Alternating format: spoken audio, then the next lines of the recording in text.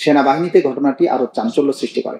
এই কাণ্ডটি শেখ মুজিবের ব্যক্তিগত হস্তক্ষেপে সম্ভব হয়েছিল। তখন বিপরীত দিক থেকে ছাত্রলীগের ছোড়া গুলিতে একজন ছাত্র গুলিবিদ্ধ হয়ে পড়ে যায়। ঘটনাস্থলেই সে মারা যায়। আওয়ামী লীগের সন্ত্রাসীরা আমাকে ধাওয়া করে ধরে ফেলে। সো এইখানে যেটা আমরা যে সমস্ত ইয়ার্ডস্টিক ঠিক করলাম, যে ঠিক আছে তুমি তোমার কাছে মানে যে involvement of the same group of perpetrators, সব জায়গায় Awami League, Jubo League and police, similar nature of attacks conducted by the perpetrator, similar nature of injuries, pattern of এগুলো পরে আসছে, denial of medical treatment and burning the victims, এটা পরে। মানে at the outset গতকালকের যে একটা অসমাপ্ত জিনিস ছিল সেটা দেখানোর মধ্য দিয়ে আমি আমার আর্গুমেন্ট শুরু করতে যাচ্ছি। আমি টঙ্গীর যে মেজর নাসের কর্তৃক মোজাম্মেল নামক একজন অপরাধীকে গ্রেপ্তার করার ব্যাপারে যে বর্ণনাটা প্লেস করেছিলাম দেয়াল বই থেকে, সেটার মূল তথ্যসূত্র ছিল অ্যান্থনি ম্যাসকারেনহাসের বাংলাদেশে লিগাসি অফ ব্লাড নামে যে বইটা, সেইটার আমি একটু প্লেস করে দিতে চাচ্ছি। আমরা কষ্টে 3টা বই পেয়েছি, আমি 2টা এখানে দিচ্ছি আপনাদেরকে, একটা আমি পড়ে শোনাচ্ছি এবং অরিজিনাল ইংলিশ টেক্সটটা আমাদের হাতে একটা আছে, আমরা অনেক চেষ্টা করছি পাওয়ার, এখন পাইনি। মানে আমি পড়া শেষ হলে আপনাকে দিচ্ছি। I'm reading it out from page number 70 from the last 2 lines. একবার টঙ্গীতে মেজর নাসের 3 ব্যক্তিকে আটক করে। এরা 3টি খুনের আসামি ছিল। নববিবাহিত এক দম্পতি তাদের গাড়িতে টঙ্গীতে যাবার পথে মোজাম্মেল নামে এক দুর্ধর্ষ আওয়ামী লীগের ও তার সহকর্মীরা তাদের উপর হামলা চালায়। গাড়ির ড্রাইভার তার আরোহীকে স্বামীকে খুন করে। তারা মেয়েটির উপর ধর্ষণ চালায়। 3 দিন পর মেয়েটির রক্তাক্ত লাশ একটি পুলের কাছে রাস্তায় পাওয়া যায়। মেজরের হাতে ধৃত এই ঘটনার সঙ্গে জড়িত মোজাম্মেল মেজর নাসেরকে 3 লক্ষ টাকার বিনিময়ে ছেড়ে দেওয়ার অনুরোধ জানিয়েছিল।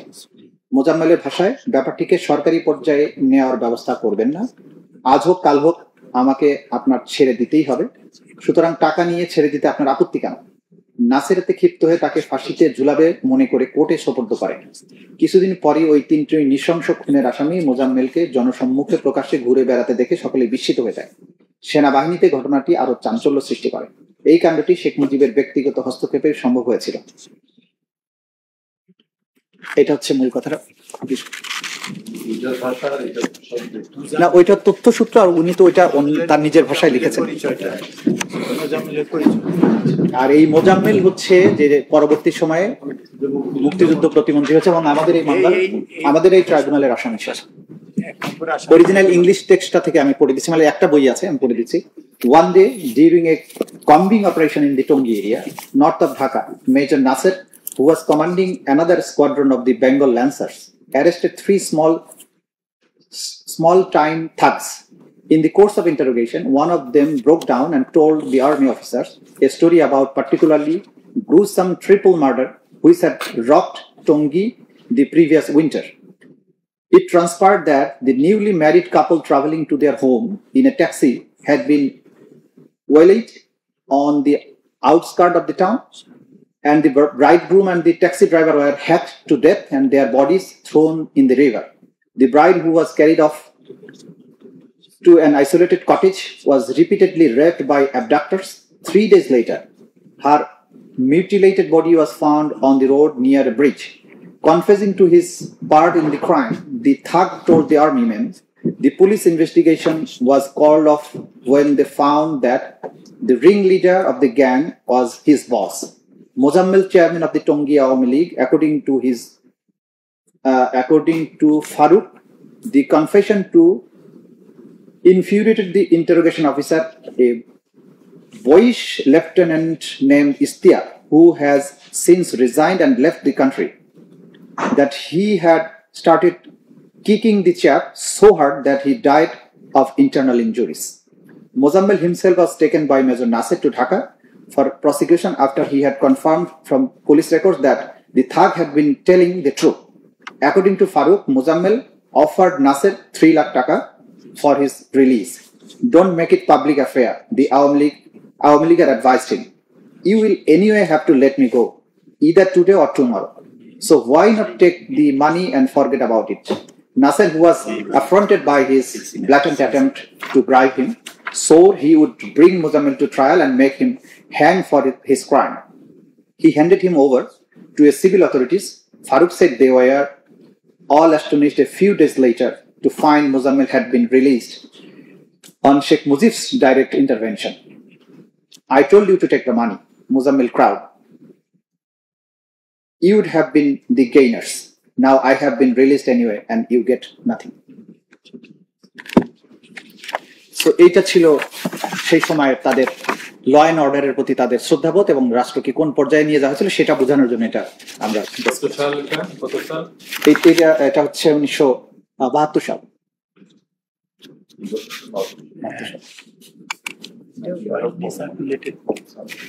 মানে ডেটটা আমাকে কনফার্ম করতে হবে দেখে।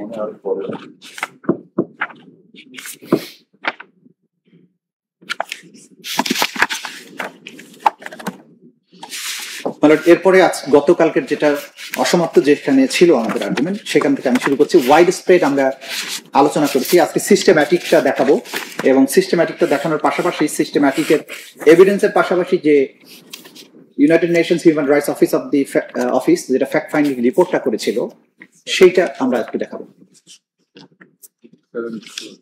74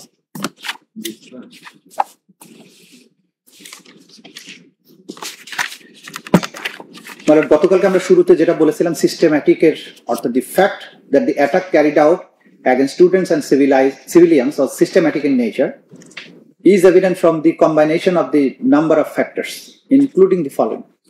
একটা হচ্ছে involvement of the same group of perpetrators. 2. Similar nature of attacks conducted by the perpetrators. 3. Similar nature of injuries caused by the bullets and pellets. 5. Pattern of denial of medical treatment to injured victims. 5. Burning victims to concealed crimes.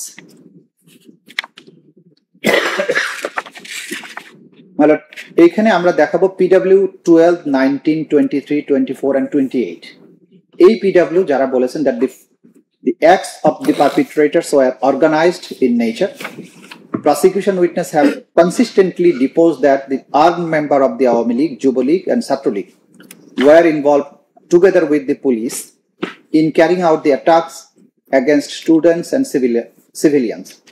The involvement of the police, Jubo League, Awami League and Satro League, who collectively attacked the civilians, demonstrate the organized nature of the acts of violence and identifiable pattern of the commission of crime.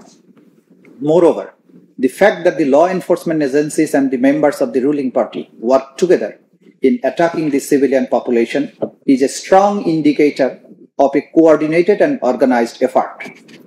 This was not a random and spontaneous act of violence by one group, but a joint operation by state forces and political party and its student wing, suggesting a planned policy of the violence against the protesters. As such, the acts of violence committed against the victims were systematic in nature. আমি এখন এটা সাবস্টেনশিয়েট করছি। PW 23 তিনি যেটা বলেছেন যে police ও যুবলীগের কর্মীরা আমাদের উপর আক্রমণ করে এবং মারধর করে। PW 23 কত নম্বর পেজে দেখো? উইটনেস স্টেটমেন্ট নিয়ে আসো। এখানে আছে, এখানে আছে, বলো। পেজ নাম্বার 67 থেকে 69, 67 থেকে 69 সেখানে বলেন যে সেখানে পুলিশ ও যুবলীগের কর্মীরা আমাদের উপর আক্রমণ করে এবং মারধর করে। এই সময় মাদাম ব্রিজের দিক থেকে আওয়ামী লীগ, ছাত্রলীগ ও যুবলীগের 120-130 জন কর্মী সশস্ত্র অবস্থায় গুলি করতে করতে আমাদের দিকে এগিয়ে আসে। তখন বিপরীত দিক থেকে ছাত্রলীগের ছোড়া গুলিতে একজন ছাত্র গুলিবিদ্ধ হয়ে পড়ে যায়। ঘটনাস্থলেই সে মারা যায়। আওয়ামী লীগের সন্ত্রাসীরা আমাকে ধাওয়া করে ধরে ফেলে। সো এইখানে যেটা আমরা যে সমস্ত ইয়ার্ডস্টিক ঠিক করলাম যে ঠিক আছে তুমি তোমার কাছে মানে যে involvement of the same group of perpetrators সব জায়গায় Awami League, Jubo League and police, similar nature of attacks conducted by the perpetrators, similar nature of injuries, pattern of এগুলো পরে আসছে, denial of medical treatment and burning the victims, এটা পরে। PW 24 এসে বলছেন 24 কততে বলো? 24 পেজ নাম্বার আছে 70 to 71, 72 থেকে 70 থেকে 71, 70 থেকে 71। হাসিনা লোক দিয়ে আমার ছেলেকে মেরেছে। নৌকা পার্টির সালাউদ্দিন আমার ছেলেকে 2টি গুলি করেছে, অন্যান্যরা আমার ছেলেকে কুপিয়েছে। সেখানে আওয়ামী লীগ নেতা মুস্তাফিজুর রহমান সরকার আমাকে বলে, নগদ 7 লক্ষ টাকা দিচ্ছি, 2টি দোকান দিচ্ছি, ছেলে বউ নিয়ে বেঁচে থাকতে পারবেন, মামলা করার দরকার নেই। Does the PW24 clearly identifies members of Awami League who were involved in attacking and killing of his son? Furthermore, the involvement of Awami League Neta in trying to prevent filing of cases on behalf of the civilian victim clearly demonstrate the organized nature of the attack.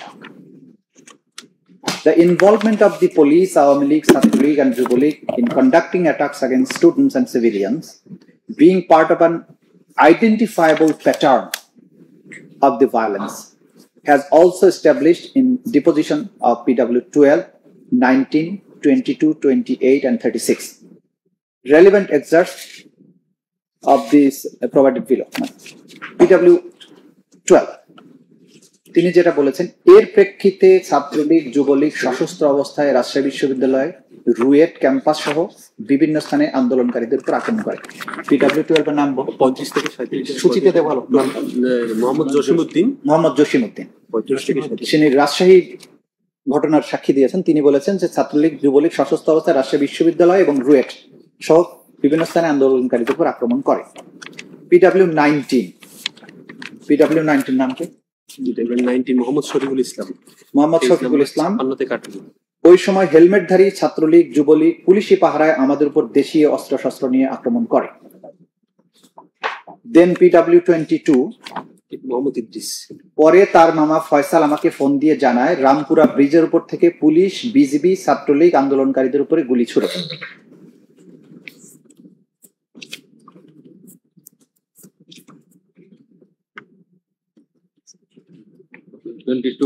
PW22 জি।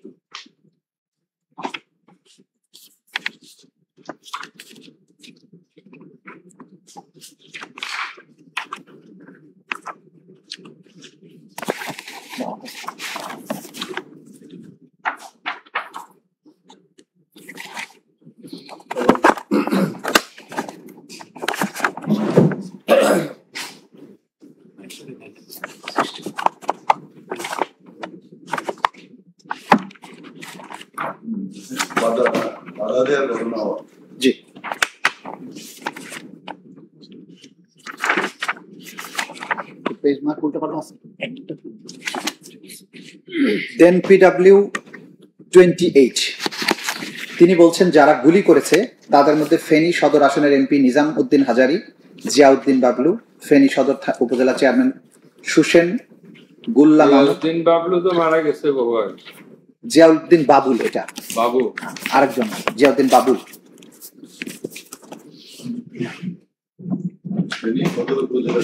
ফেনী সদর উপজেলা chairman Susena, গোল্লা মামুন, হাজি আলাউদ্দিন সহ অনেকে ছিল।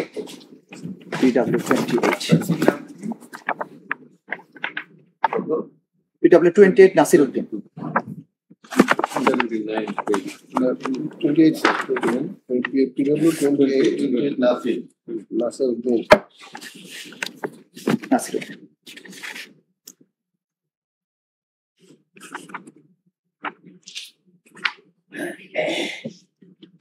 এই যে page 80 যদি দেখেন মাইলট, আমি গত 5ই আগস্ট 2024 তারিখে 12টার সময় বাসা থেকে বের হয়ে ফেনী ট্রাঙ্ক রোডে বৈষম্য বিরোধী আন্দোলনে অংশগ্রহণের জন্য যাই। সেখানে 3-4 হাজার ছাত্র জনতাকে দেখতে পাই। কিছুক্ষণ পর ফেনী পৌরসভা অফিস থেকে আওয়ামী লীগ, যুবলীগ, ছাত্রলীগের সন্ত্রাসীরা গুলি করতে করতে আমাদের দিকে এগিয়ে আসে। সন্ত্রাসীরা যখন পিটিআই গেট পর্যন্ত আসে তখন আমি দোয়েল চত্বরে দাঁড়ানো ছিলাম।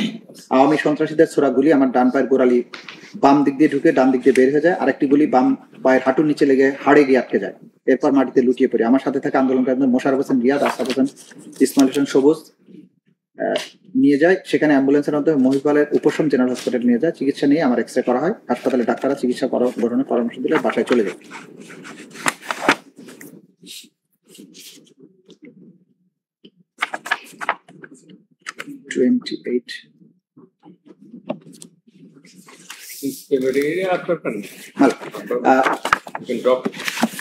আমি জাস্ট একটু সিমিলারলি বলেছেন PW36।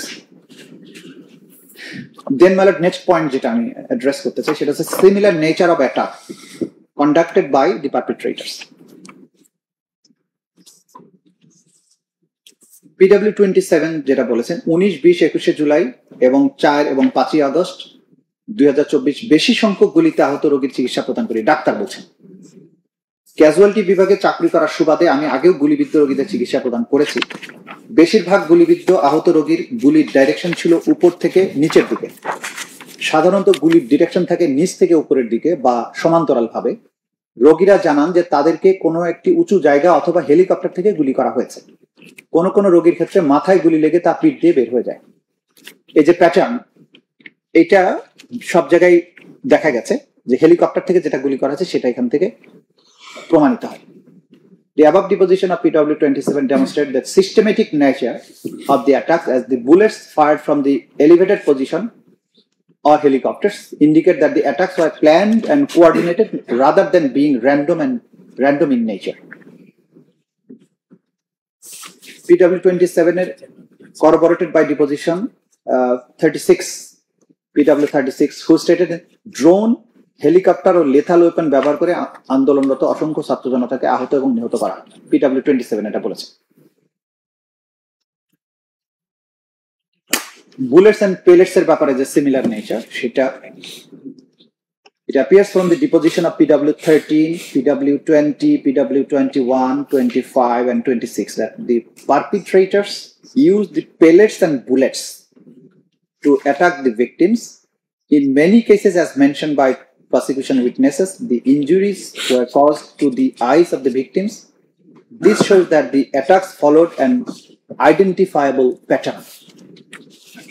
এইটা PW 20 যেটা বলছে 15/2/2025 খ্রিস্টাব্দের তারিখ থেকে আমার হাসপাতালে থেকে 6 জন আহত ব্যক্তির শরীর থেকে বের করা 6টি পেলেট তদন্তকারী কর্মকর্তা আমার নিকট থেকে জব্দ করেন, যেগুলো ম্যাটেরিয়াল এক্সিবিট হয়েছে।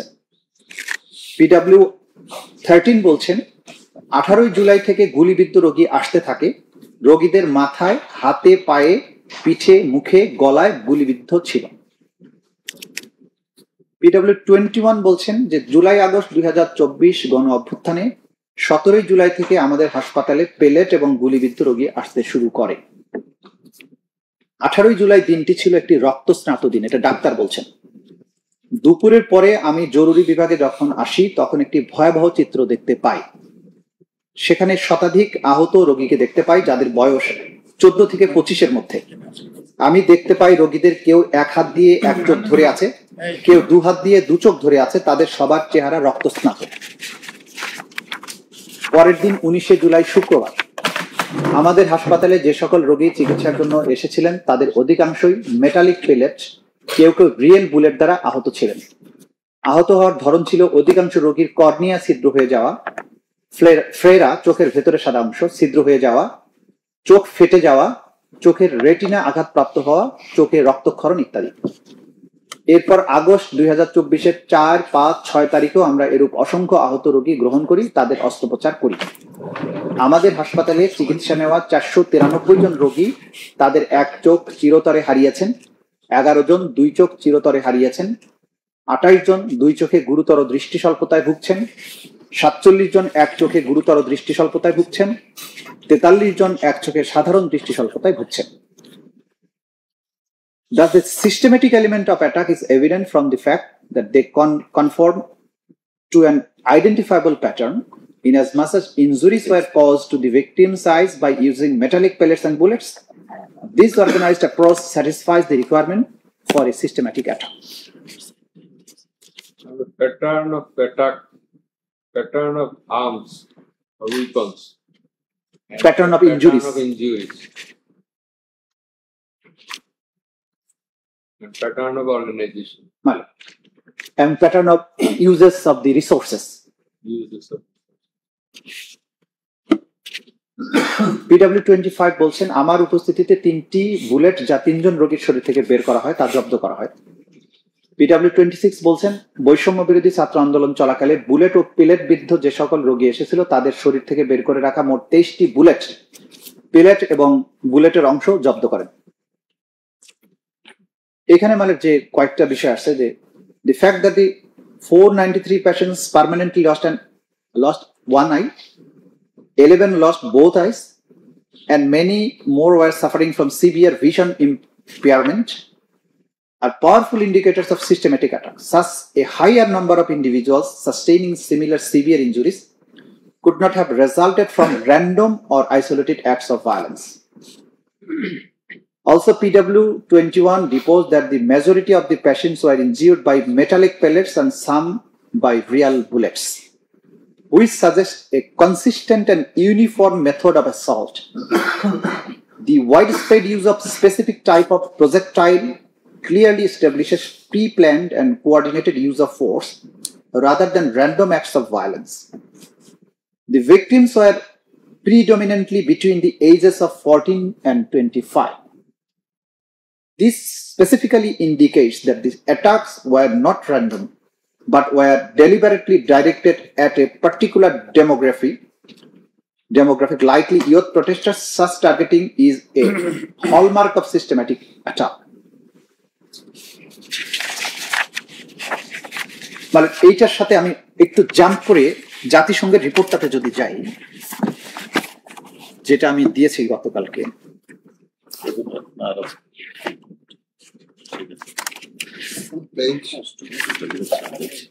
ওইটাকে যেটাতে দাগায় রাখছি,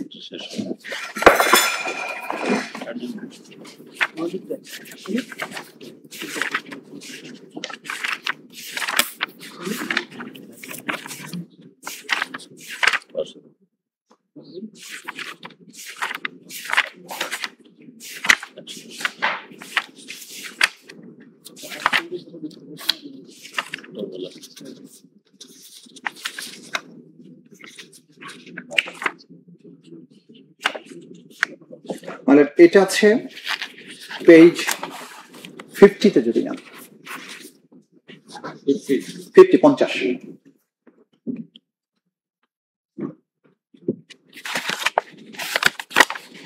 এখানে স্পেশালি যে টার্গেট গুলো করা হয়েছে সেটা একটা হচ্ছে প্যারাগ্রাফ 9-এ violations and abuses targeting women and girls protesting, and 10-এ এসে বলছে violation and abuses against children.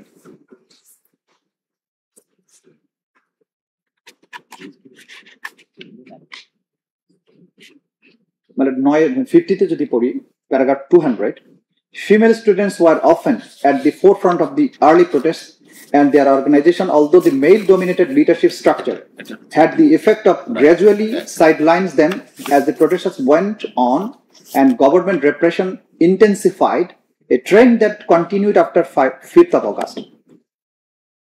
Women protesters were not spared from attack by state security forces and armed Awami League supporters. In addition to attacks against female student protesters at Dhaka University and Eden College, female protesters were also among those attacked in other parts of Dhaka, including Jatrabari, Uttara, Dhanmondi, Mirpur, in other cities such as Kumilla, Savar, Sylhet, and Rangpur. As noted above, the women were also subject to arbitrary arrest, torture, and other forms of ill treatment.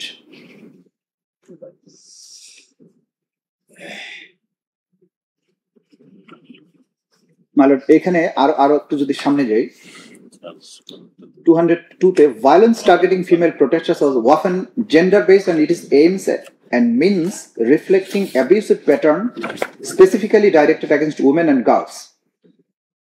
Interlocutors highlighted that it served as a tool to deter the women's participation, undermine female leadership within the movement, and reinforce entrenched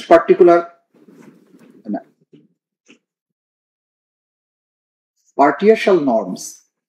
Physical assaults on female protesters often targeted specific body parts such as face, chest, pelvis, and buttocks, as the perpetrators aimed not only to inflict pain but also apparently sought to humiliate and degrade women specifically based on their gender. Physical violence was routinely accompanied by gender-based insults, with female protesters frequently labeled as whores, sluts, and prostitutes, among other such degrading terms. Attacks from Awami League, Chhatra League, and police officers frequently made verbal threats to rape, forced nudity, and other forms of sexual violation against women. 203. OHCHR received credible victim accounts of assaults by Awami League supporters involving physical sexual violence. In one case that occurred in early August in Dhaka, a group of men armed with bamboo sticks apprehended a woman and questioned her whether she was a protester.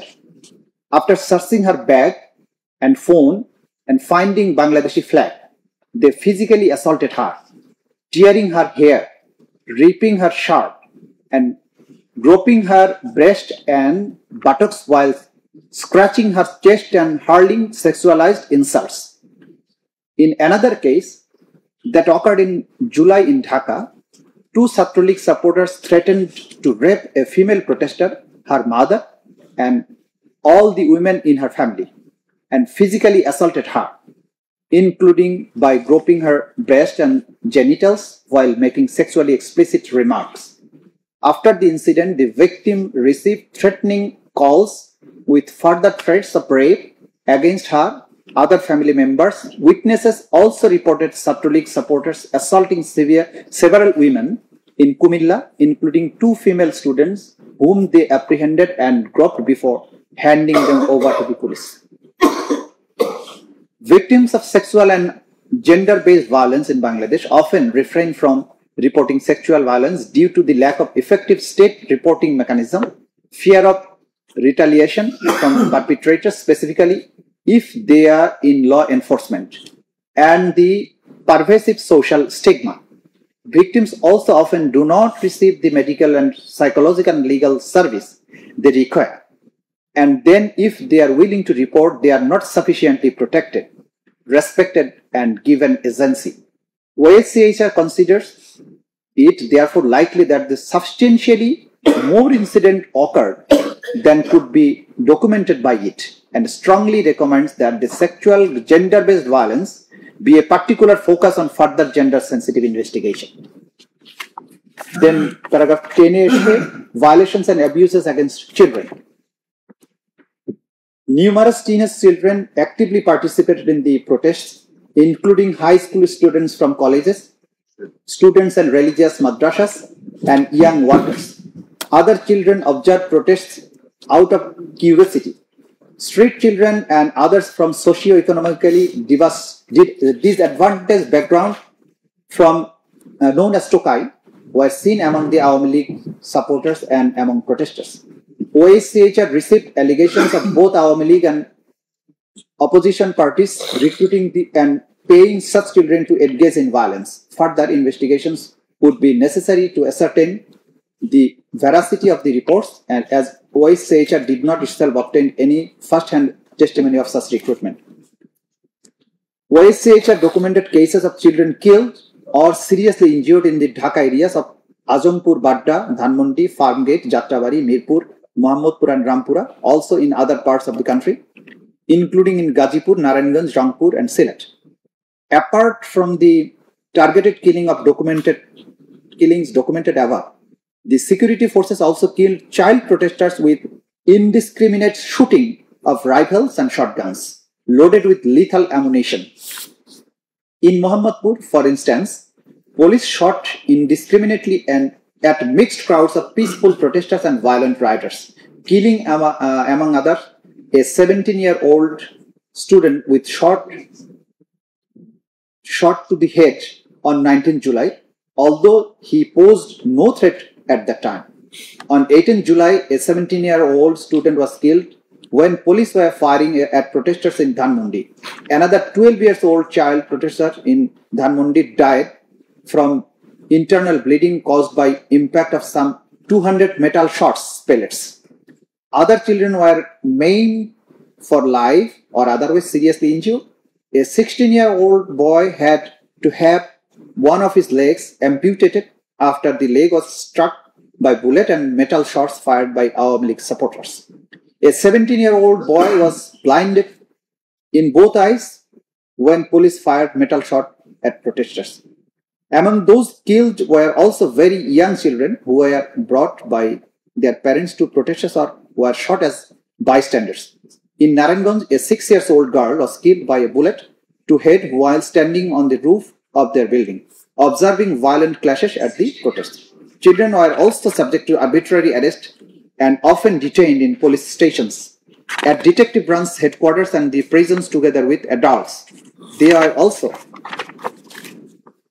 subjected to other violations there, including torture, ill treatment, and coercion to induce confession. Several teenage boys were detained among the large number of adults held at the police counterterrorism and transnational crime CTTC headquarters. In Rangpur, a 16-year-old boy was arbitrarily detained for 13 days. The boys, several other children were among the hundreds of persons arrested based on false charges built around the police's own killing of Abu Said. A 17-year-old boy was tortured for 2 days at Jatrabari police station to get him confessed to murdering a police officer. Before he was brought to the detective branch headquarters and tortured there again. Only 3 days into his detention, he was brought before the judge, who ordered that he be held for a further 7 days of remand among adult prisoners, despite his lawyer pointing out to the court that the victim was a child. After extensive media coverage of the case, another judge finally ordered his transferred and continued detention in a child detention facility, where he remained until 6th of August. So these are the patterns identified by our investigation agency as well as the investigation by the United Nations.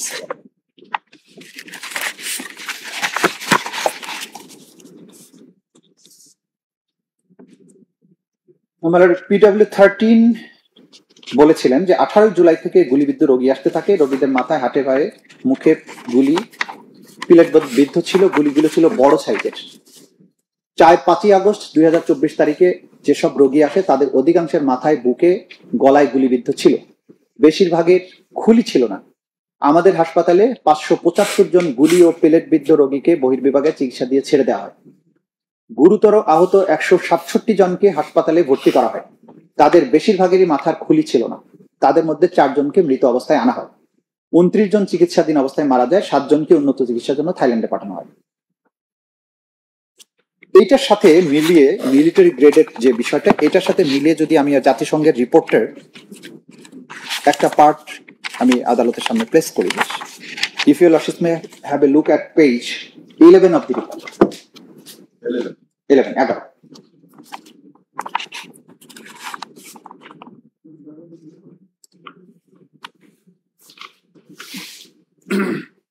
Your Lordship will find a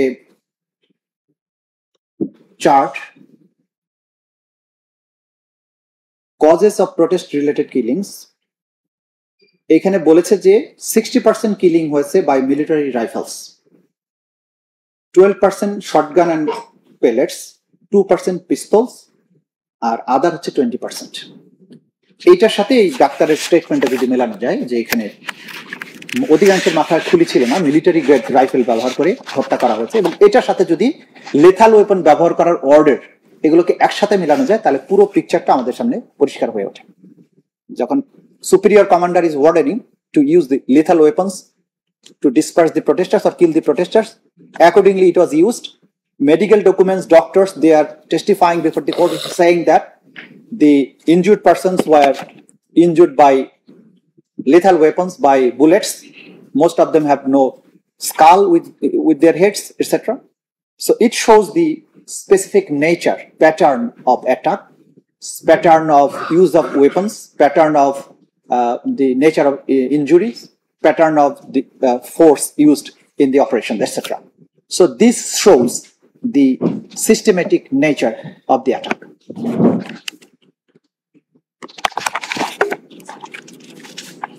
Then denial of medical treatment.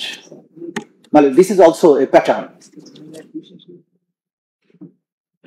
It is clear from the deposition of several witnesses that the victims are denied treatment at number of hospitals. This shows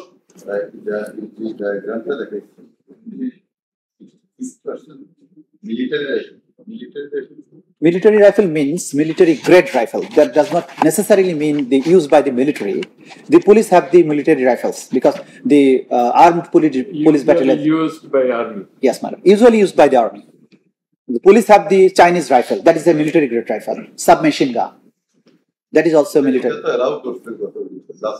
একদম indiscriminately ইট ওয়াজ used.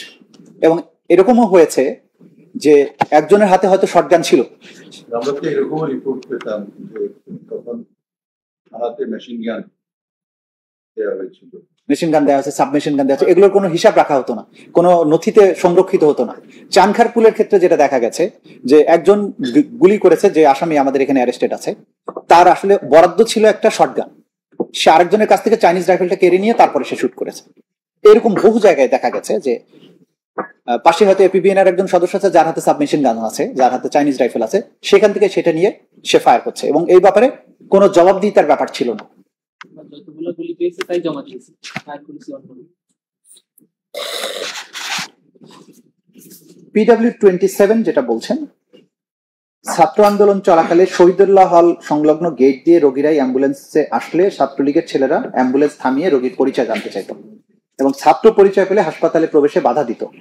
হাসপাতালে সরকার সমর্থিত সাচিপের কতিপয় doctor আমাদেরকে গুলিবিদ্ধ রোগীদের চিকিৎসা প্রদানের ক্ষেত্রে অতি উৎসাহী হতে বারণ করে এবং বলে এরা সন্ত্রাসী, এদের চিকিৎসা দেওয়া যাবে না। গুলিবিদ্ধ আহতের চিকিৎসায় বাধা প্রদানের উদ্দেশ্যে চিকিৎসা প্রদানরত আমাদের মধ্যকার 5 জন ডক্টরকে 25শে জুলাই অন্যত্র বদলি করা হয়।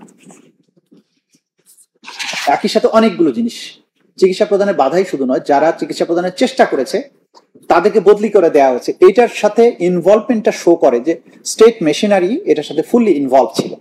এটা যে সিস্টেম্যাটিক ছিল, যে শুধু একটা কাজ করতে যখন বিরত করাতে পারেনি কাউকে চিকিৎসা প্রদানে, সেক্ষেত্রে তাদেরকে পানিশমেন্ট দেওয়ার চেষ্টা করেছে যারা এদেরকে বাঁচানোর চেষ্টা করেছে,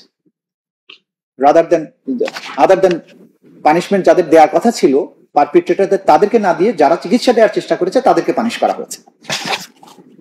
Thus, it is clear from PW27's deposition that Chhatraleague deliberately blocked ambulance carrying patients who were students, preventing them from accessing medical care, while pro-Awami League doctors of Shatip prohibited emergency treatment for injured victims and for crimes against humanity under Article 7 of the Rome Statute, as well as under the ICTY and ICTR jurisprudence.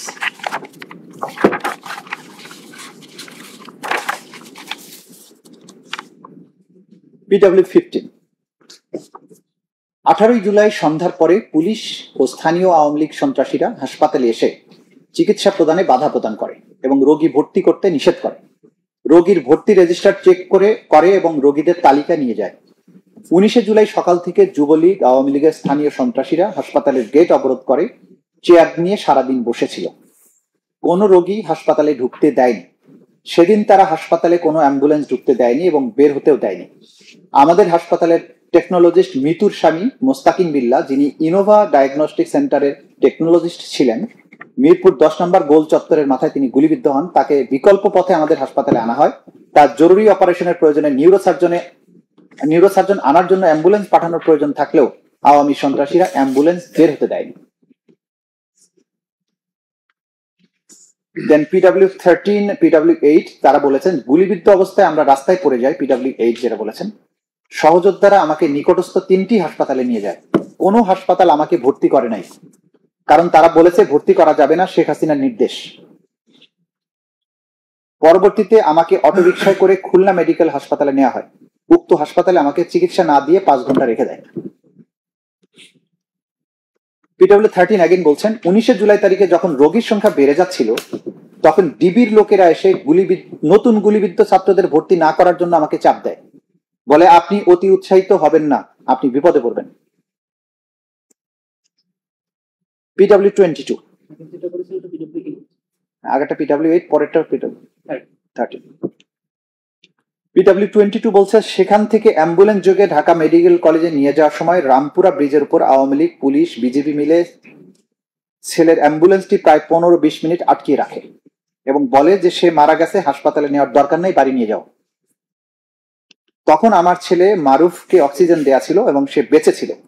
আমি সন্ধ্যা 7টা 15 মিনিটে হাসপাতালের জরুরি বিভাগে উপস্থিত হই। 7টা 20 ঘটিকায় আমার ছেলেকে কর্তব্যরত ডাক্তার মৃত ঘোষণা করেন। The level of atrocity. It is clear from the deposition of PW22 that the ambulance while carrying his injured son was stopped for 15 to 20 minutes with assailants claiming the victim was already dead, urging them to take him home. This was deliberate and methodical attempt to prevent the victim from receiving life-saving medical care, effectively ensuring his death. Such obstruction to medical treatment was an organized and calculated tactic, not a random act of violence. PW 18 তারা বলেন তাদের মন মতো report প্রদান না করলে আমার বিরুদ্ধে মামলা হবে, ব্যবস্থা গ্রহণ করবে। That is a doctor from Rangpur who has prepared the post content report of Abu Sayed. তাদের মন মতো রিপোর্ট দিতে হবে। সেখানেও এই বোঝা যাচ্ছে যে একই nature. That medical professionals were pressurized to alter the medical report in order to conceal and or tamper with the evidence. Such practice shows that the attacks were organized and coordinated, not random in nature, thereby satisfying the requirement of systematic attack. Then burning the victims to conceal crimes. PW9, PW10 deposed regarding the manner in which victims' bodies were burned by the police to conceal evidence of the offenses committed by the perpetrators. PW9 বলছেন, তখন সেই ছেলেটি আমাকে বলে আশুলিয়া থানার সামনে ৬-৭টি ছেলেকে হত্যা করে পুড়িয়ে ফেলা হয়েছে। আপনি সেখানে গেলে আপনার ছেলেকে খুঁজে পাবেন, দেখতে পারেন। সেখানে গিয়ে একটা পুলিশের পিকআপ গাড়িতে বেশ কয়েকটি পোড়া লাশ দেখতে পাই। PW10 এসে বলছেন, আমার ছেলে সহ আরো 5 জনকে পুলিশ ভ্যানে তুলে পেট্রোল এবং আগুন দিয়ে পুড়িয়ে দেয়। এই সংক্রান্ত দুটি ভিডিও আমার কাছে আছে। The deposition of PW9 and PW10 clearly established that the police had burned the victims with a view to concealing the evidence of their attack against unarmed civilians. Such act itself demonstrates that the attack against students and civilians was not random in nature. Rather, it was a state-sponsored act of violence, which was methodical, organized, and systematic. Widespread and systematic ব্যাপারে, other than our witnesses, other than the documents we have submitted, the United Nations made some observations. I mean, you'll also find it from page 66 of the OSCHR report.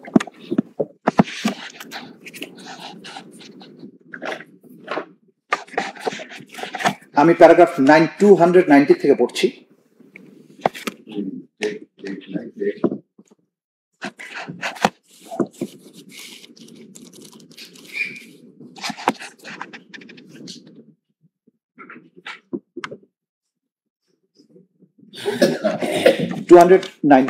OSCHR has reasonable grounds to believe that the crimes against humanity of murder, torture, imprisonment, and infliction of other inhuman acts have been taken place as a part of widespread and systematic attack against protesters and other civilians seen as potentially joining or supporting the protests, in furtherance of the former government's policy to violently suppress the protesters to ensure its continuation in power. Malad Iolashis in the other day asked, what is the motive? It is in continuation of the power. That is the political motive, which is a requirement for being qualified as a systematic attack.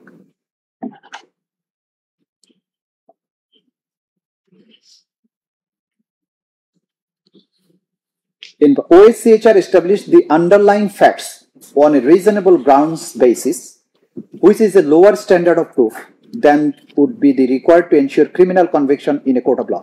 ওরা খুব ভালোভাবে বারবার বলেছে যে আমরা যেটা করছি এটা আমাদের কমিশনের একটা ফ্যাক্ট ফাইন্ডিং, ক্রিমিনাল ইনভেস্টিগেশন হওয়া উচিত, যেটা আমরা করেছি ম্যাডাম। বাট এই criminal investigation is supported by the preliminary fact finding by the United Nation itself.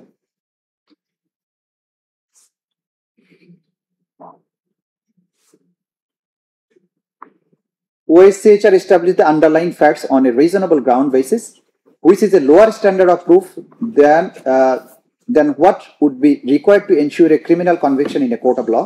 However, the established facts warrant further criminal investigations by competent authorities into alleged crimes against humanity, torture, as standalone international crime and serious crime under domestic law.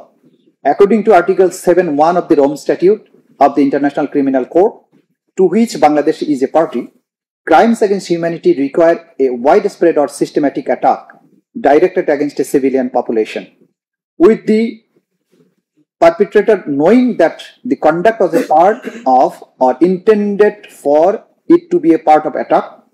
Attack directed against any civilian population means a course of conduct involving multiple acts of murder, torture, or other acts prohibited under Article 7 of the Rome Statute, when committed pursuant to or in furtherance of a state or organizational policy to commit such attack. Widespread refers to the large-scale nature of the attack and systematic to the organized nature of the acts of violence and improbability of their random occurrence. এরপরে মানে wide স্প্রেডের ব্যাপারে আমি চলে যাচ্ছি paragraph 296 in the next page, অথবা আমি পুরোটা পড়ে দিতে পারি মানে যদি চান, মানে এই দুটো পেজটা পড়ে দিলে ওটা বেটার হবে। পড়ে দিচ্ছি। During the period of 15 July to 5th of August, the relevant prohibited acts of murder, torture, imprisonment, and other inhuman acts were consistently directed against a defined group of civilians. So here the group has been identified as civilians, namely participants in the protests and anyone of the government suspected of being likely to join or otherwise supporting the protests, including students, opposition party members, journalists, and others, including when such suspicion was simply based on its general characteristics such as being young and unemployed and living in a certain urban areas. 292. In this context, it would appear that a significant number of the killings by state security forces and Awami League supporters would amount to be crime against humanity of murder as set forth in Article 7 of the Rome Statute. In some cases, security forces shot and killed defenseless protesters from point-blank range with clear intent of killing their victims. In many other cases, the security forces aimed and fired lethal ammunition from military rifles and automatic pistols at crowds, targeting the head, torso level, or they fired gunshots loaded with lethal metal pellets from close range aimed at these vital areas, usually multiple rounds of multiple shooters. Persons discharging such weapons and their commanders would have been aware of this conduct would result in the death of some members of the targeted crowds in the ordinary course of events. In most cases, such killing could find no justification as a self-defense or defense of others, since the victims were either peaceful protesters, vandals of property, and rioting persons who posed no imminent threat of death or serious injury. Security force and Awami League supporters who unlawfully discharged firearms with intent to harm or who assaulted protesters with machetes and other dangerous weapons also committed inhuman acts, intentionally causing great sufferings and serious injuries to thousands of people, concluding those who were blinded, maimed for life, suffered skull fractures and other critical injuries to vital organs. 294. The security forces also tortured persons in their custody or control. People endured severe pain and suffering resulting from severe beatings, electroshocks, threats of execution, and other forms of extreme physical and mental harm in police, detective branch, and DGFI places of detention to extract confessions, obtain information, and to intimidate them. In some cases, security forces tortured and ill-treated the apprehended protesters at the scene of protest themselves, such as by a shooting into their limbs from point-blank range in order to punish them for protesting, for participating in riots, or for helping injured protesters.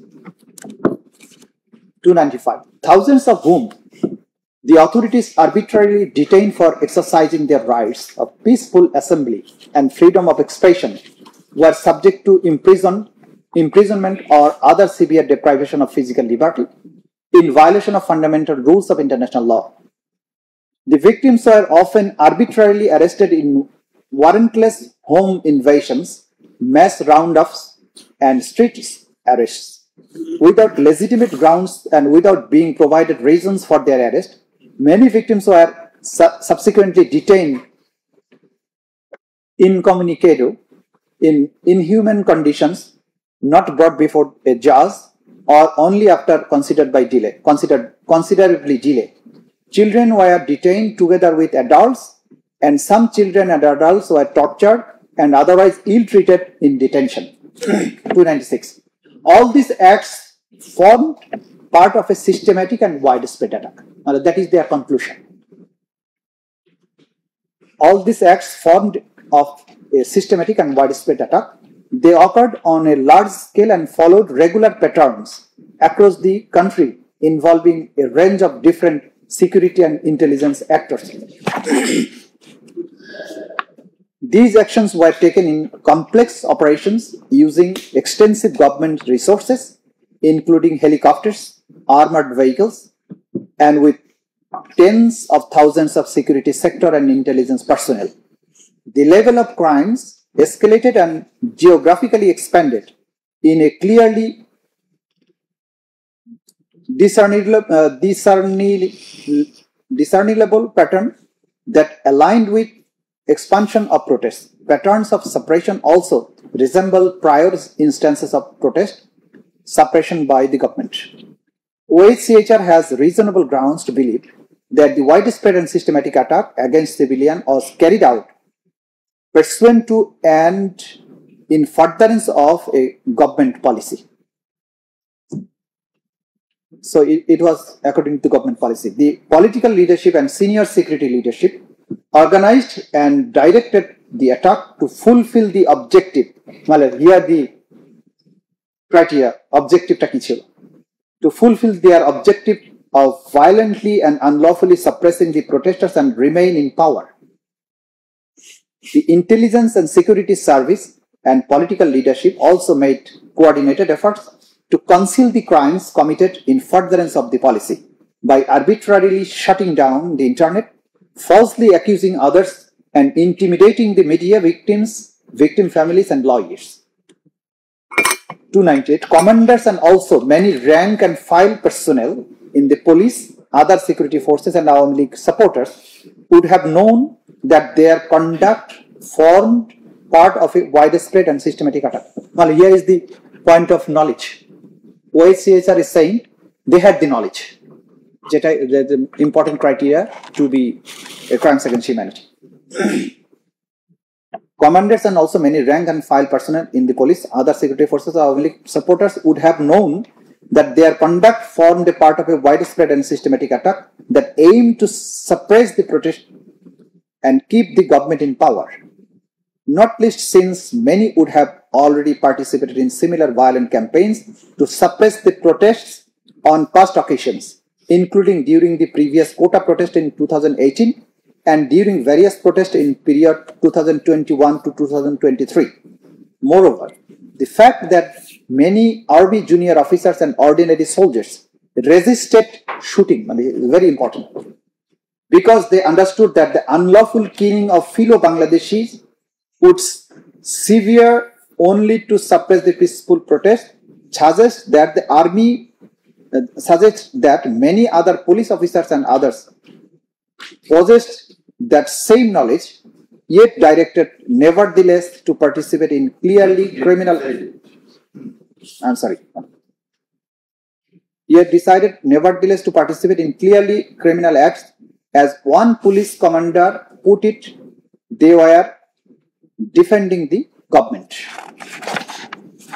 এই পুরো স্টেটমেন্টটা থেকে জাতিসংঘ খুব clearly found করলো যে the attack in the July-August movement was widespread and systematic.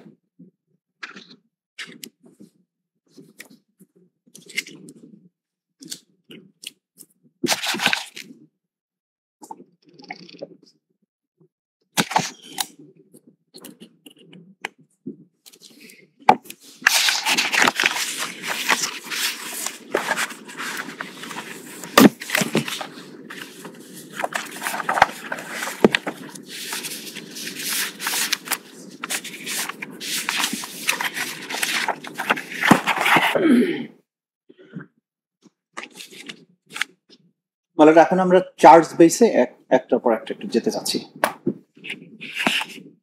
প্রথম charge number 1 for উস্কান। Charge থেকে এটা থেকে না এটা থেকে মানে I am reading out from the charge framing order by this number.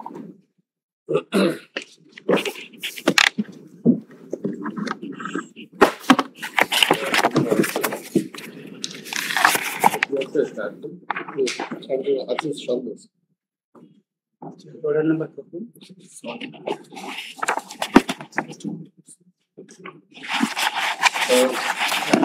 order number 6 হ্যাঁ দেখেন বড়টা কত বড়টা।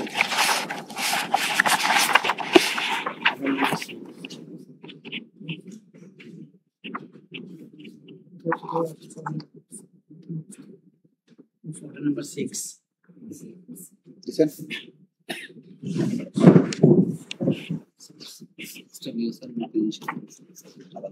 চার্জ গুলো আমরা রিশেপ করব। মানে that can be done, that can be done. 5টা করেছি তো আমরা 4টা চার্জ হবে। আচ্ছা well মেইনটা হচ্ছে আমি যদি এখান থেকে পড়ে দেই, incitement leading to widespread and systematic attack on student protesters of Dhaka University and other places of the country. মানে পেজ 12 যদি এটার সাথে মিল থেকে থাকে আমি জানি না, মানে হুবহু যেটা চার্জ যেখানে লেখা হয়েছে চার্জ নাম্বার 1 যে জায়গায় লেখা হয়েছে ওইটা।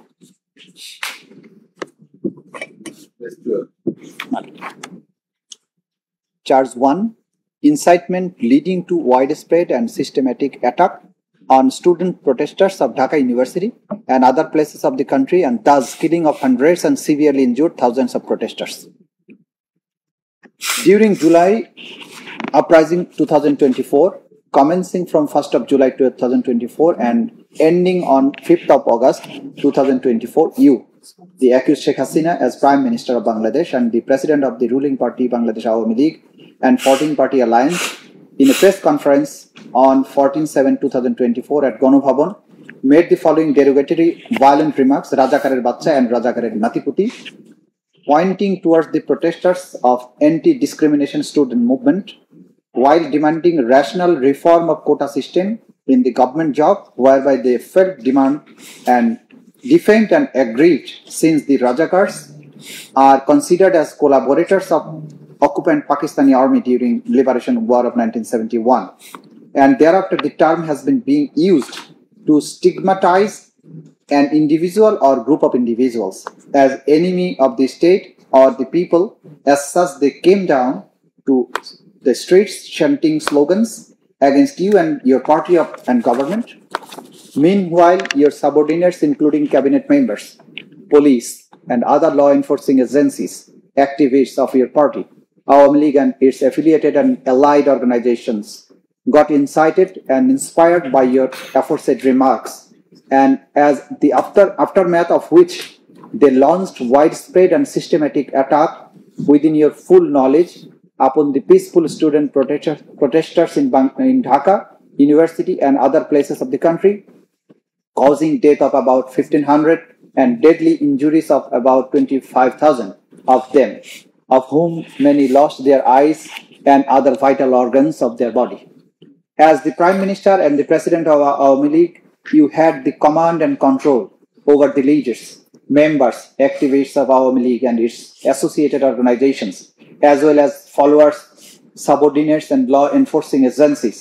Thus, by your said words, Rajakarer Bachcha and Rajakarer Natiputi, you incited them to attack the protesters throughout the country, leading to death of hundreds and grievous injuries to thousands of them. Moreover, at no stage of such widespread and systematic killings and other inhuman acts throughout the country, you did take any measure to prevent the commission of thereof. Your such act and inactions constituted crimes against humanity. So that is the first charge.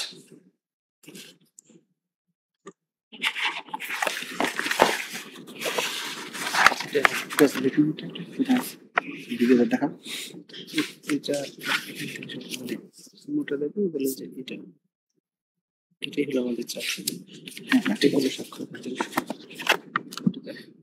মানে এই উস্কানিটার সূচনা হলো গণভবনে যে 14/7/2025 তারিখের press briefing এ বক্তব্য, এবং সেটার প্রেক্ষিতে যে কাজগুলো হয়েছিল, যে কিলিং, মেড দেম ইনজুর্ড, চিকিৎসা প্রদানে বাধা, সুরতহাল পোস্টমর্টেম তৈরি করতে বাধা, মৃত্যু সনদে মৃত্যুর সঠিক কারণ উল্লেখ করতে বাধা, জানাজা কবরস্থ করতে বাধা দেওয়া, মৃতদেহ হস্তান্তরের চেষ্টা না করে বেওয়ারিশ লাশ হিসেবে দাফন, এবং এই যে সারা দেশে আক্রমণ যা কিছু হয়েছে সেগুলো আমরা নিয়ে এসেছি। সাক্ষ্য প্রমাণ এগুলো আমরা যেগুলো দিয়েছি, দালিলিক সাক্ষ্য, প্রথমে হচ্ছে বিটিভি থেকে সংগ্রহিত ভিডিও 1 ঘন্টা 23 মিনিট 5 সেকেন্ড থেকে সংশ্লিষ্ট অংশ 27 মিনিট থেকে শুরু করে, যেখানে সাংবাদিকের প্রশ্নের জবাবে তিনি এই কথাটা বলছেন। এইটা আছে প্রদর্শনী 50, জব্দ তালিকা 4th খণ্ড, পৃষ্ঠা 1460 থেকে 1462। এইটা বেতন।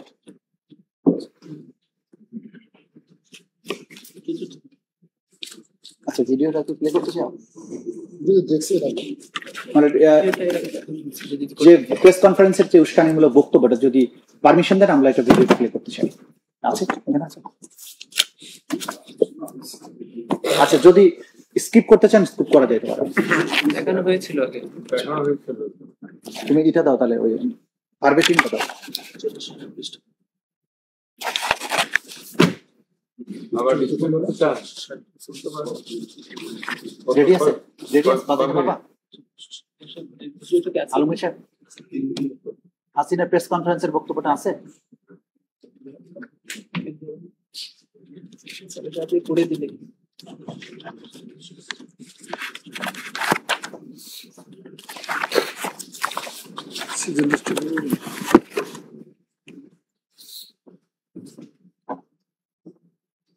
আচ্ছা, এটা 1460 থেকে এটাকে আমরা দিয়েছি, যে হ্যাশ ভ্যালু সহ সেই ভিডিওটা এখানে দিয়েছি। এটা আর দেখানোর কিছু নাই। এর সংক্রান্ত নিউজ হচ্ছে দৈনিক ইত্তেফাক 15/7/2024, প্রদর্শনী 46, জব্দ তালিকা 4th খণ্ড, পৃষ্ঠা 1325।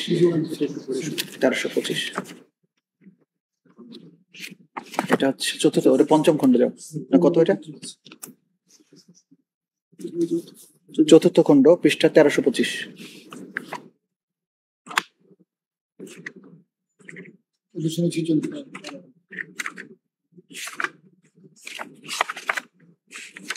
আচ্ছা, 1325। তাহলে আমি একটু পড়ে দিচ্ছি। পত্রিকাটা বের করে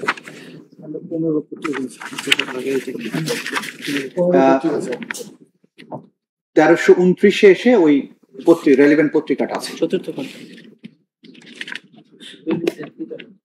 তথ্যসূত্র আছে, জব্দ তালিকা।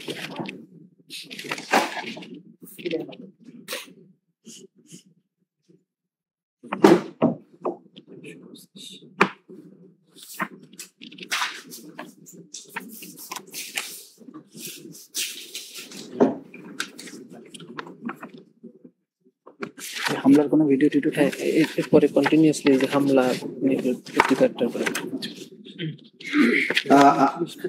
1329। হ্যাঁ, 1329। দৈনিক ইত্তেফাকের রিপোর্ট, মুক্তিযোদ্ধার নাতিপুতিরা চাকরি পাবে না তো রাজাকারের নাতিপুতিরা পাবে? প্রধানমন্ত্রী শেখ হাসিনা বলেছেন, একটি দেশের অর্থনৈতিক উন্নয়নে কিছু সময় অনিয়ম হয়ে থাকে, তবে দুর্নীতির বিরুদ্ধে যখন হাত দিয়েছি ছাড়বো না। আপন পর জানি না, দুর্নীতি যেখানে হোক যেই হোক তাকে ধরবো। এক্ষেত্রে জিরো টলারেন্সের বাস্তবায়নে কোনো ছাড় দেওয়া হবে না। অনেক সময় এসব করতে গেলে অনেকে বলে প্রচার হলে ইমেজ নষ্ট হবে, আমি তা বিশ্বাস করি না। আমার ইমেজ নষ্ট হলে হোক, অন্যায় বিচার হলে ধরবে ভবিষ্যতে। আচ্ছা, এটা পুরোটা না পরে রেলিভেন্ট অংশটুকু দিই। মানে লেফট হ্যান্ড সাইডে 2nd প্যারাগ্রাফ থেকে যদি পড়ি, রাজপথে সহিংসতা হলে কঠোর হওয়ার হুঁশিয়ারি দেন প্রধানমন্ত্রী। কত বলিয়ে তোমার পেজ 1329।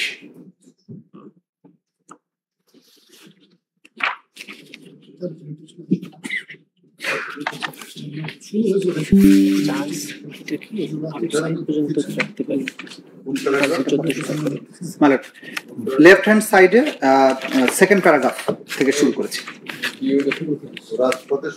রাজপথে সহিংসতা হলে কঠোর হওয়ার হুঁশিয়ারি দেন প্রধানমন্ত্রী।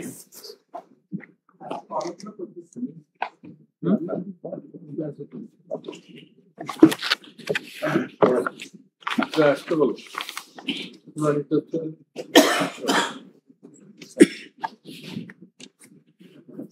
রাজপথে সহিংসতা হলে কঠোর হওয়ার হুঁশিয়ারি দেন প্রধানমন্ত্রী। তিনি বলেন, রাজপথে আন্দোলন করছে, উঠতেই থাকবে, তবে কোনো ধ্বংসাত্মক কাজ করতে পারবে না।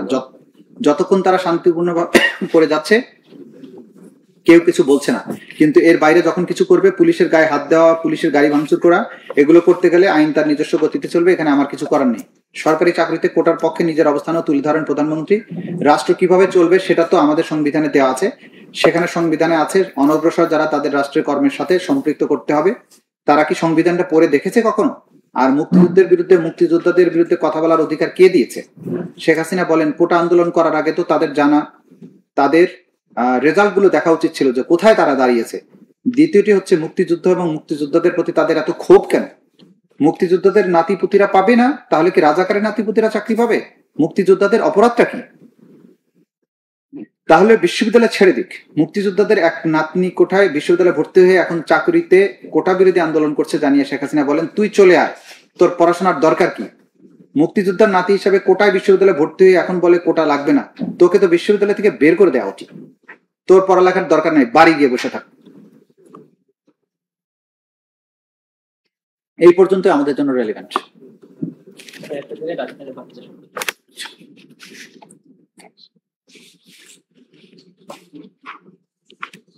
একটা প্রশ্ন হচ্ছে ক্ষেত্রে দিয়ে ওটা তো আগে বলে দিয়েছেন, নাতিপুতি বাচ্চা হয়ে গেছে এখানে।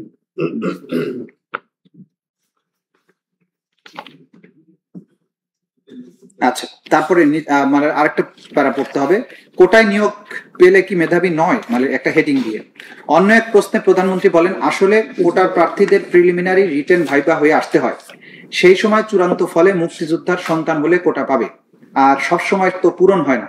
কোটা আর মেধা নিয়ে দ্বন্দ্ব তৈরি করাটা একটা কৌশল মন্তব্য করে হাসিনা বলেন, তার মানে কি মুক্তিযোদ্ধার সন্তান নাতিপুতিরা কেউ মেধাবী না, শুধু রাজাকারের বাচ্চারা নাতিপুতিরা মেধাবী, তাই না? কিন্তু ভুলে গেলে চলবে না, যাদের মেধাবী না বলছেন তাদের হাতে কিন্তু ওরা পরাজিত। এইখানে তাদেরকে বলেছে যে যারা মেধাবী বলছেন না তারা পরাজিত, যাদের মেধাবী যারা বলছে তাদেরকে পরাজিত বলছেন। মানে এইখানে উনি হেট্রেট ছড়াচ্ছেন যে যারাই এই জেনারেশনের যারা মেধার পক্ষে কথা বলছে বা যারা মেধা তালিকায় আসছে, মনে রাখতে হবে এরা কিন্তু পরাজিত শক্তি। মানে শুধুমাত্র মুক্তিযোদ্ধাদের সন্তানেরাই হচ্ছে বিজয়ী শক্তি, আর বাকি যারা মেধার ভিত্তিতেই আসবে তারা পরাজিত শক্তি, এবং এরা রাজাকারের বাচ্চা এবং রাজাকারের নাতিপতি। একজন প্রাইম মিনিস্টার হিসেবে যখন সে এই কথাটা বলছে এবং তার আফটার ম্যাথটা কি হচ্ছে সেগুলো আমরা দেখছি পরের পেজ থেকে। দৈনিক প্রথম আলো 16/7/2024 খ্রিস্টাব্দ। দফায় দফায় হামলা, সংঘর্ষ, গুলি, এবং এইখানে ছাত্রলীগ কিভাবে মারছে তার ছবিগুলো এখানে দেয়া আছে। পেজ 1330। এই একই এক্সিবিট, নেক্সট পেজ। সবগুলোই সেম এক্সিবিট।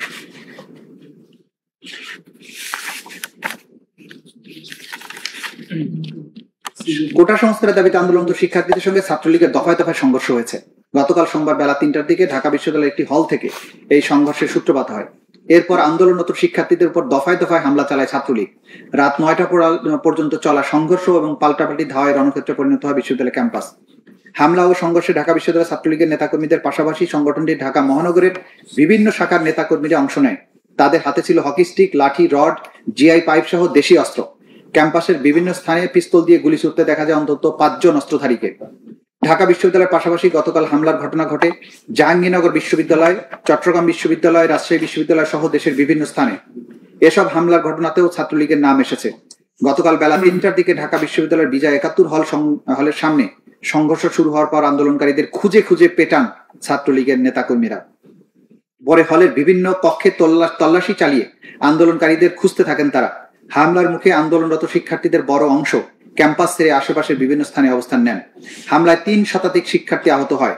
তাছাড়া হামলার ছবি তুলতে গিয়ে মারধরের শিকার হয়েছেন কয়েকজন সাংবাদিক। ঢাকা মেডিকেল কলেজ হাসপাতালের জরুরি বিভাগের সামনে আহত এবং তাদের সঙ্গে থাকা শিক্ষার্থীদের উপরেও হামলা চালানো হয়। সন্ধ্যার পর হাসপাতালের জরুরি বিভাগের ভেতরেও মারধরের ঘটনা ঘটে। এ সময় পুরো হাসপাতালে আতঙ্ক ছড়িয়ে পড়ে। অনেক রোগীও তাদের স্বজনেরা ছুটাছুটি করতে থাকেন। অন্যদিকে ছাত্রলীগের দাবি, আন্দোলনকারীরা প্রথমে বিজয় 71 হলে ছাত্রলীগ নেতাকর্মীদের উপর হামলা করে এবং মারধর চালায়। এটা ইত্তেফাকে। তারপরে জাহাঙ্গীরনগর এবং রাজশাহী, চট্টগ্রাম বিশ্ববিদ্যালয়ে হামলা, প্রথম আলোর রিপোর্ট। কোটা সংস্কারের দাবিতে শিক্ষার্থীদের উপর ঢাকা বিশ্ববিদ্যালয় ছাড়াও আরো অন্তত 3টি বিশ্ববিদ্যালয়ে হামলা হয়েছে। জাহাঙ্গীরনগর বিশ্ববিদ্যালয়, চট্টগ্রাম বিশ্ববিদ্যালয়, রাজশাহী বিশ্ববিদ্যালয়ে চালানো এসব হামলার জন্য ছাত্রলীগকে দায়ী করেছেন শিক্ষার্থীরা। এছাড়া যশোরে আন্দোলনকারী শিক্ষার্থীদের উপর হামলা করেছে হেলমেটধারীরা। গতকাল সোমবার দুপুর থেকে দিবাগত রাতের মধ্যে এসব হামলার ঘটনা ঘটে। আন্দোলনে অংশ নেওয়া কুমিল্লা বিশ্ববিদ্যালয়ের গতকাল রাতে এক ছাত্রকে মারধর করেছে ছাত্রলীগের কয়েকজন নেতাকর্মী।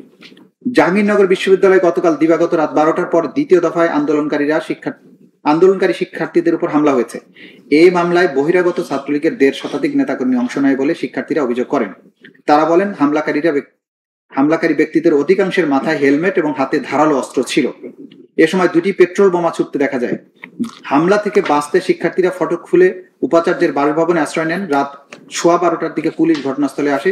এর আগে সন্ধ্যায় বৈষম্য বিরোধী ছাত্র আন্দোলনের ব্যানারে বিশ্ববিদ্যালয়ের কেন্দ্রীয় গ্রন্থাগারের সামনে থেকে শিক্ষার্থীরা মিছিল বের করে। ডান পাশের নিউজটা আহত 297 জন বললেন ঢাকা মেডিকেল কলেজে চিকিৎসা গ্রহণ করেন। মানে এইখানে ডিটেইল নিউজ এবং সংঘর্ষের বিবরণ আছে। পরবর্তীতে দৈনিক যুগান্তরের রিপোর্ট পেজ 1332। এইখানে বিক্ষোভে উত্তাল সারা দেশ, সংঘর্ষে ঢাকা, চট্টগ্রাম, রংপুরে নিহত 6, আহত কয়েকশো।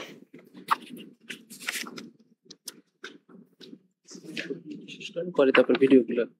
আচ্ছা, এটা পড়ে দিব, মানে একটু পড়লে হবে যে সারা দেশে যে ওইটার এফেক্টটা যে হচ্ছে। মানে হেডলাইনে আছে আন্দোলনকারীদের সঙ্গে ছাত্রলীগ ও পুলিশের সংঘর্ষ, দফায় দফায় গুলি, রাবার বুলেট, টিয়ার শেল নিক্ষেপ, অগ্নিসংযোগ, সড়ক ও রেলপথ অবরোধ, জনভোগান্তি চরমে, 5 জেলায় বিজিবি মোতায়েন, ঢাকায় ছাত্রলীগ নেতাকর্মীদের বহনকারী 4টি বাস ভাঙচুর।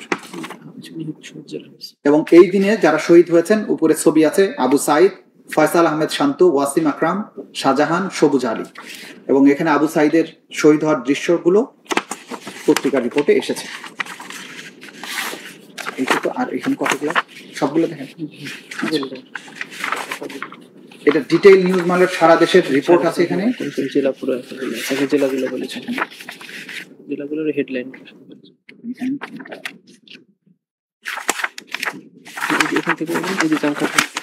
পেজ 1333 চানখারপুলে দফায় দফায় সংঘর্ষ, তারপরে সহকারী প্রক্টরের উপরে হামলা, রাজধানীতে 2 বাসে আগুন,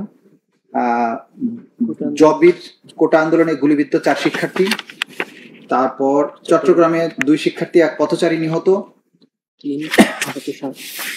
আহত 60, রংপুরে গুলিবর্ষণে নিহত 1, আহত অর্ধশতাধিক। তারপরে হচ্ছে ছাত্রলীগ নেতার পদত্যাগ, তালা ভেঙ্গে কুপিতে শিক্ষার্থীদের বিক্ষোভ, পুলিশের গুলিতে জবি অধ্যাপক আহত, কক্সবাজারে ছাত্রলীগের বাধা, ফেনীতে আন্দোলনকারীদের উপর হামলা, বগুড়ায় ককটেল হামলা, 4 শিক্ষার্থী আহত, রাঙামাটিতে বিক্ষোভে ছাত্রলীগের বাধা, কিশোরগঞ্জে ধাওয়া পাল্টা ধাওয়া, ফরিদপুরে ছাত্রলীগের হামলা, এরপরে রাবিতে হলে ভাঙচুর, বাইকে আগুন, 4 প্লাটুন বিজিবি মোতায়েন, এরপরে বগুড়ায় ছাত্রলীগের ককটেল হামলা, 7 মাথার রণক্ষেত্র, বরিশালে ছাত্রলীগের হামলায় 25 শিক্ষার্থী আহত, হাবি প্রবিতে সংঘর্ষে আহত 30, হাজী দানেশ দিনাজপুর, সিলেট সুনামগঞ্জ সড়ক অবরোধ, সিরাজগঞ্জে পুলিশের সাথে সংঘর্ষে আহত 20, ঢাকা টাঙ্গাইল বঙ্গবন্ধু সেতু মহাসড়ক অবরোধ, ঢাকা আরিচা মহাসড়ক অবরোধ বিক্ষোভ, ময়মনসিংহে শিক্ষার্থীদের বিক্ষোভ, খুলনা শিক্ষার্থীদের সড়ক অবরোধ, নরসিংদীতে ককটেল বিস্ফোরণ, ঠাকুরগাঁয়ে সড়ক অবরোধ, চাঁদপুরে শিক্ষার্থীদের বিক্ষোভ। এই পুরো দেশের যে দেশব্যাপী বিক্ষোভ হয়েছে এবং সেখানে ছাত্রলীগ, আওয়ামী লীগ, যুবলীগ এবং পুলিশ সমন্বিত যে হামলা করেছে সেগুলো এখানে প্রমাণ পাওয়া যাচ্ছে। ইনস্টিগেশনটা সাথে সাথে কিভাবে ইফেক্ট করেছে সেটা আমরা দেখিয়েছি। 1337 দৈনিক আমাদের সময় হামলা সংঘর্ষে নিহত 6, ঢাকায় 2, চট্টগ্রামে 3, রংপুরে 1 জনের মৃত্যু, সারা দেশে আহত 350, ঢাকার 42 স্থানে বিক্ষোভ এবং সংঘর্ষ, ঢাকা, চট্টগ্রাম, বগুড়া, রাজশাহীতে বিজিবি মোতায়েন, আজ ঢাকা সহ সারা দেশে গায়েবানা যান। এইখানে একটা ছবি দিয়ে বলছে কিছুতেই স্বামীর মৃত্যু মানতে পারছেন না স্ত্রী ফাতিয়া খাতুন, মঙ্গলবার রাতে ঢাকা মেডিকেল কলেজ হসপিটাল। কালবেলা নিউজ 1340 পেজে দেশ জুড়ে ক্ষোভের আগুন, নিহত 28। এখানেও সারা দেশের তথ্য আছে। এরপরে দৈনিক সমকাল 19 জুলাই, সারা দেশে ব্যাপক সংঘর্ষ, গুলি, নিহত 31, নিহতদের মধ্যে 11 জনই ছাত্র, ঢাকায় মৃত্যু 25 জনের, আহত হাজারো মানুষ, 3 সরকারি প্রতিষ্ঠানে আগুন। ঢাকার সঙ্গে বিচ্ছিন্ন রেল যোগাযোগ, পুলিশ বক্সে হামলা।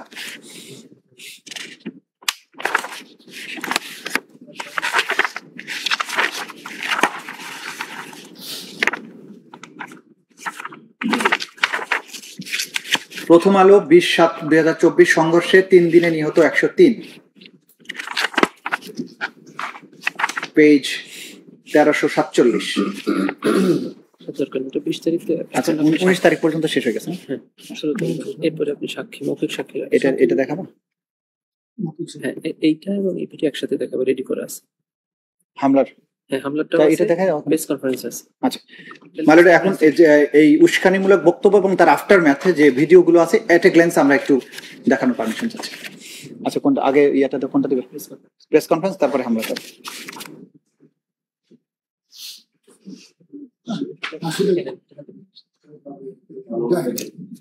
এটা কত মিনিট থেকে এটা ইয়েতে চলে যাও? ঠিক আছে। গুলি দেখে নেওয়া উচিত ছিল যে কোথায় তারা দাঁড়িয়েছে। আর দ্বিতীয় কথাটা হচ্ছে মুক্তিযুদ্ধের বিরুদ্ধে এত ক্ষোভ কেন? মুক্তিযোদ্ধাদের নাতিপুতিরাও পাবে না, তাহলে কি রাজাকারের নাতিপুতিরা পাবে? সেটা আমার প্রশ্ন, দেশবাসীর কাছেও প্রশ্ন, যে রাজাকারের নাতিপুতিরা সবকিছু পাবে, মুক্তিযোদ্ধারা পাবে না। অপরাধটা কি?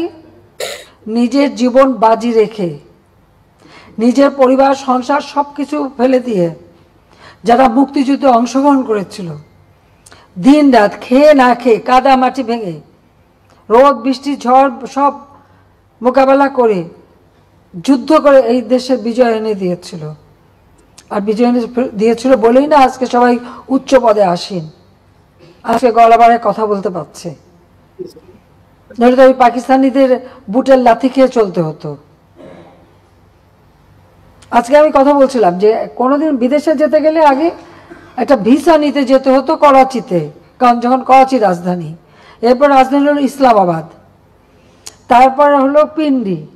তো সেখান থেকে বিদেশে যাওয়ার ভিসা দিত। আন্তর্জাতিক কোনো ফ্লাইট ঢাকা থেকে চলতো না, ওই করাচির থেকে আন্তর্জাতিক ফ্লাইট নিতে হতো, হয় দিল্লি থেকে নয় করাচি থেকে। দেশ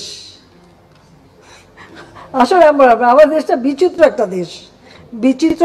এখানে অবশ্যই মুক্তিযুদ্ধ অগ্রাধিকার পাবে, এটা তো দিতেই হবে। এখন মেধা, এই যে মেধা আর কোটা নিয়ে, তো কোটা আর মেধা তো এক জিনিস না। এইখানে দ্বন্দ্বটা সৃষ্টি করে, এটা একটা ট্যাকটিস। তার মানে কি মুক্তিযুদ্ধের সন্তান নাতিপুতিরা কেউ মেধাবী না, যত রাজাকারের বাচ্চারা নাতিপুতি হলো মেধাবী, তাই না? কিন্তু এটা ভুলে গেলে চলবে না যে যাদেরকে মেধাবী না বলছে তাদের হাতে কিন্তু ওরা পরাজিত।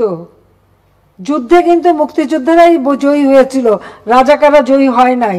তারা পাকিস্তানিদের পদলেহন করেও পরাজিত হয়েছিল। এই কথাটা তো মনে রাখা উচিত যে তারা তো পরাজিত হয়েছিল। তো তাদের মেধাটা কোথায়? তাদের মেধাটা কোথায়, সেটা আমার প্রশ্ন।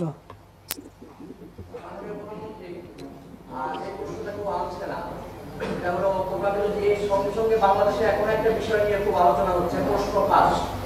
এই প্রশ্ন ফাঁস কাণ্ড, এই কাণ্ড নিয়ে বিভিন্ন পত্রপত্রিকায় আমরা দেখতে পাচ্ছি, সামাজিক যোগাযোগ মাধ্যমেও দেখতে পাচ্ছি যে এরকম খবর আসছে যারা প্রশ্ন ফাঁসের সঙ্গে জড়িত তাদের তো আইনের আয়তায় আনা হয়েছে এবং তারা বিচারে সোপর্দ হয়েছে। বেশ ভালো কথা, এটা একটা উত্তম কথা, আমাদের জন্য একটা ভালো মেসেজ। কিন্তু যারা এই প্রশ্ন ফাঁসের, যারা বেনিফিশিয়ারি, যারা এই প্রশ্ন ফাঁসের মধ্য দিয়ে যারা ভালো ছাত্র না কিন্তু তারা আজকে বিসিএস অফিসার হয়েছেন, যারা এরকম প্রশ্ন ফাঁসের সুযোগ নিয়ে যারা আজকে বড় বড় পদে, তো জানতে পারেননি আমার বাসায় কাজ করে গেছে পিয়ন, সে এখন 400 কোটি টাকার মালিক। হেলিকপ্টার ছাড়া চলে না। হ্যাঁ, বাস্তব কথা। কি করে বানালো এই টাকা? যখন আমি জানছি তাকে বাদ দিয়ে তার কার্ডটা সব সিজ করে সব আমার ব্যবস্থা আমি নিচ্ছি। তো এটা তো হয়, বাট এটা তো করে আপনারা এখন ধরার পয়েন্ট এগুলি চোখে আসে, তাছাড়া তো হয় না। যখন একটু কোটা প্রসঙ্গে আরেকটু কথা বলি। আমাদের তরুণ প্রজন্মকে ভুল বুঝিয়ে মুক্তিযুদ্ধের মুখোমুখি করা হয়েছে, এটা খুবই দুর্ভাগ্যজনক। আরেকটা খুবই ভুল ধারণা তৈরি করা হয়েছে যে কোটা এবং মেধা, মনে হতে পারে যে যারা কোটায় চাকরি করে তাদের কোনো মেধা নেই, কিন্তু আবেদন করার ক্ষেত্রে কোটা লাগে না, প্রিলিমিনারিতে কোটা লাগে না, নির্দেশ আমি দিয়েছিলাম, কাজে এটা কিন্তু আছে, কিন্তু সেখানে অবশ্যই মুক্তিযুদ্ধ অগ্রাধিকার পাবে, এটা তো দিতেই হবে। এখন মেধা, এই যে মেধা আর কোটা নিয়ে, তো কোটা আর মেধা তো এক জিনিস না, তো এইখানে দ্বন্দ্বটা সৃষ্টি করে, এটা একটা ট্যাকটিস। তার মানে কি মুক্তিযোদ্ধার সন্তান নাতিপুতিরা কেউ মেধাবী না, যত রাজাকারের বাচ্চারা নাতিপুতি হলো মেধাবী, তাই না? কিন্তু এটা ভুলে গেলে চলবে না যে যাদেরকে মেধাবী না বলছে তাদের হাতে কিন্তু ওরা পরাজিত। যুদ্ধে কিন্তু মুক্তিযোদ্ধারাই জয়ী হয়েছিল, রাজাকাররা জয়ী হয় নাই।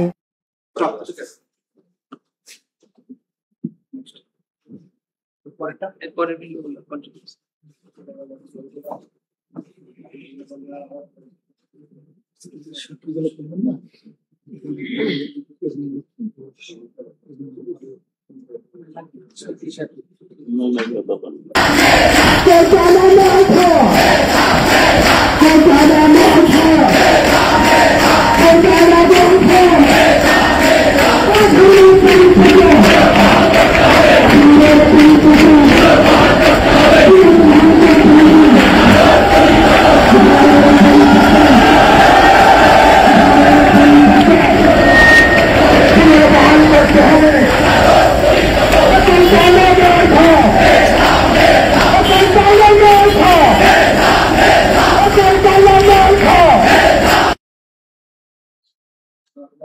দেখুন, আমি একটা কথা বলি,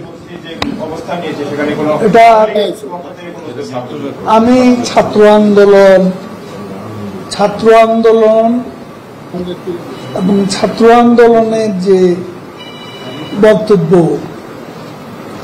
যেটা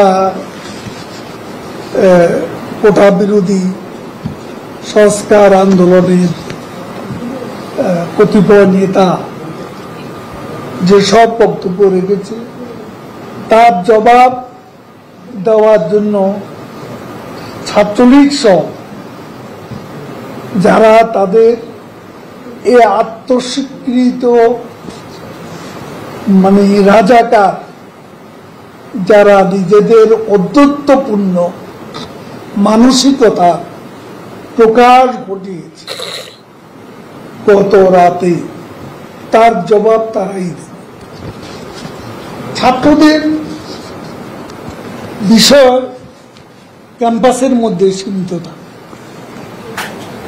আমরা দেখি রাজনৈতিকভাবে কারা প্রকাশ্যে আসে, তখন দেখা যাবে, আমরাও মোকাবিলা করতে প্রস্তুত।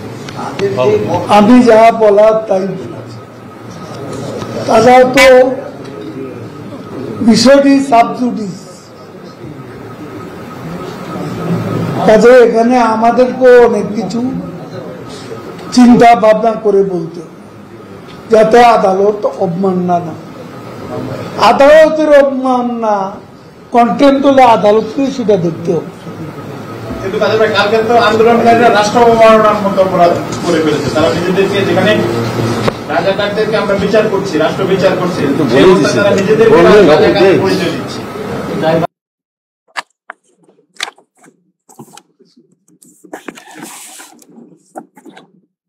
মানে এই চার্জের ব্যাপারে আমরা যে সমস্ত সাক্ষীগুলো দিয়েছি এক এক করে আমি দেখানোর চেষ্টা করছি। PW3 পারভিন, পেজ কত?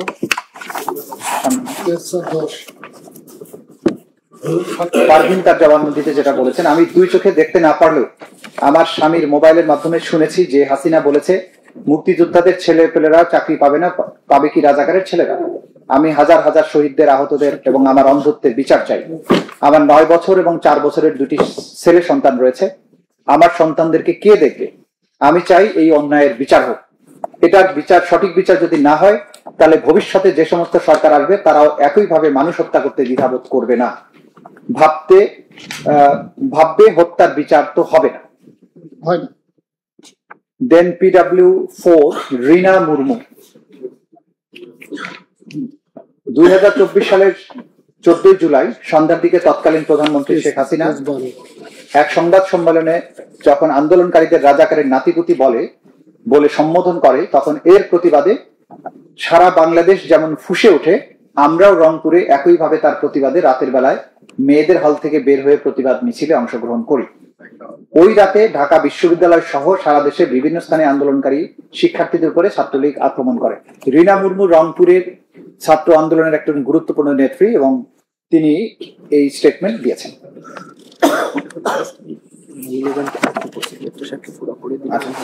রীনা মুর্মুটা পড়ে দেবো, মানে PW3 পারভিনেটটা যদি একটু পড়ে দিই, যে এটার aftermath of the speech of the then prime minister, the accused number 1, সেটা কি হয়েছিল সেটা আমরা একটু পড়ে দিচ্ছি। Page 9 of the witness statement. আমার নাম পারভিন, আমি আগে দিন মজুরের কাজ করতাম। ঘটনা ঘটেছে 18 জুলাই 2024 যাত্রাবাড়িতে সন্ধ্যার কিছুক্ষণ আগে।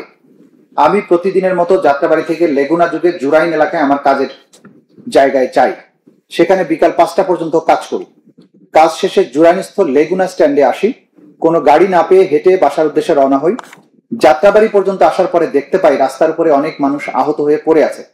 কারো হাত নেই, পা নেই। যাত্রাবাড়ি ফ্লাইওভারের নিচে একটি ছেলেকে পড়ে থাকতে দেখি। সে চিৎকার করে করছিল বাঁচাও বাঁচাও বলে। ছেলেটার সারা শরীর রক্তাক্ত ছিল, 2 চোখ দিয়েও রক্ত বের হচ্ছিল। আমার মায়া হয়, আমি তার কাছে দৌড়িয়ে যাই। ছেলেটির বয়স 18-19 বছর হবে। তার পরনে সাদা প্যান্ট, সাদা হাতা গেঞ্জি ছিল, গলায় একটি আইডি কার্ড ছিল। তারপর আমি ছেলেটিকে টেনে তুললে সে আমার ঘাড়ে তার মাথা দেয়। আমি তাকে নিয়ে যাওয়ার জন্য রিক্সা খুঁজছিলাম, তখনই 14-15 জন সশস্ত্র পুলিশ মারমুখী হয়ে আমাদের লক্ষ্য করে গুলি করতে থাকে। গুলিগুলো ছেলেটির পিঠে লাগে, এমন ভাবে গুলি করা হচ্ছিল যেন খই ফুটতেছিল। আমি আমার বাম হাতে হাত তুলে গুলি না করার জন্য অনুরোধ করি। তারপর একজন পুলিশ আমার বাম চোখে গুলি করে। এই সময় সাক্ষী কান্নায় ভেঙে পড়ে। 2-3 জন পুলিশ মিলে এলোপাথারি গুলি করার ফলে আমার শরীরের তলপেট সহ আরো অনেক জায়গায় গুলি লাগে। এই সময় আমার ডান কাঁধে আহত ছেলেটি ছিল। আমার চোখ দিয়ে ফিনকি দিয়ে রক্ত বের হচ্ছিল। সমস্ত রাস্তা যেন ভেসে যাচ্ছিল। আমি প্রচন্ড ব্যথায় কাতরাচ্ছিলাম। রক্তক্ষরণের কারণে আমি এক পর্যায়ে ছেলেটিকে সহ মাটিতে পড়ে যাই। ওই সময় ছেলেটি আমাকে এমন জোরে চেপে ধরে এবং জোরে জোরে নিঃশ্বাস নেয়। আমার মনে হচ্ছিল যে ছেলেটি তখনই মারা যায়। তারপর ছেলেটি আমাকে ছেড়ে দেয়। ব্যথা যন্ত্রণায় আমিও ছটফট করছিলাম এবং বাঁচাও বাঁচাও বলে চিৎকার করছিলাম। এই পর্যায়ে সাক্ষী কান্নায় ভেঙে পড়েন। পরে লোকজন এসে ছেলেটিকে মৃত অবস্থায় দেখে এবং আমাকে জীবিত দেখে একটি সিএনজি যোগে ঢাকা মেডিকেল কলেজে নিয়ে যায়। হাসপাতালে নেওয়ার পর সেখানকার ডাক্তাররা পুলিশ কেস বলে প্রথমে চিকিৎসা দিতে অস্বীকৃতি জানায়, কিন্তু সেখানে উপস্থিত অন্যান্য লোকের চাপাচাপিতে তারা আমাকে চিকিৎসা দিতে বাধ্য হয়। একজন নার্স এসে আমার কাছে 250 টাকা চায় একটি ড্রপ কেনার জন্য। আমি টাকা নাই বলে জানাই। তখন অন্য একজন মহিলা 250 টাকা দিলে তা দিয়ে একটি ড্রপ কিনে এনে আমার বাম চোখে যখন দেওয়া হয়, তখন আমি অসহ্য যন্ত্রণায় কাতরাতে থাকি। তারপর তারা আমাকে আর কোনো চিকিৎসা না দিয়ে চলে যায়। হাসপাতালের বারান্দায় আমি শুয়ে থাকি। এক পর্যায়ে বমি করে দিই। তখন একজন মহিলার মাধ্যমে আমার স্বামীকে ফোন করালে পরদিন আমার স্বামী বরিশাল থেকে সকাল 10টার দিকে হাসপাতালে আসে। তখন আমার স্বামী ডাক্তারের রুমে ঢুকে আমার চিকিৎসা করার অনুরোধ করলে ডাক্তাররা চিকিৎসা সংক্রান্ত জিনিসপত্র কেনার জন্য একটি স্লিপ ধরিয়ে দেয়। আমার স্বামী বাসায় গিয়ে আমার একটা কানের দুল বিক্রি করে সেই টাকা নিয়ে চিকিৎসার জন্য জিনিসপত্র কিনে আনে। তারপর আমাকে অপারেশন থিয়েটারে নিয়ে গিয়ে চোখের অপারেশন করা হয়। আমার চোখ থেকে 3টি গুলি বের করা হয় বলে আমাকে জানানো হয়। 3-4 দিন পরে আমাকে সেখান থেকে চক্ষু বিজ্ঞান হাসপাতালে যেতে বলা হয়। আমার স্বামী আমাকে সিএনজি যোগে সেখানে নিয়ে যায়। সেখানে বিভিন্ন পরীক্ষা নিরীক্ষার পর আমার শরীরে চোখে আরো গুলি রয়েছে মর্মে জানায়। পরের দিন সকালে ডাক্তাররা আমাকে হাসপাতালে ভর্তি হতে বলে। আমার আরো অপারেশন করতে হবে। হাসপাতালে ভর্তি করে, কিন্তু অপারেশন করেনি। অপারেশন হয়েছে 5 তারিখের পরে, স্বাধীন হবার পরে।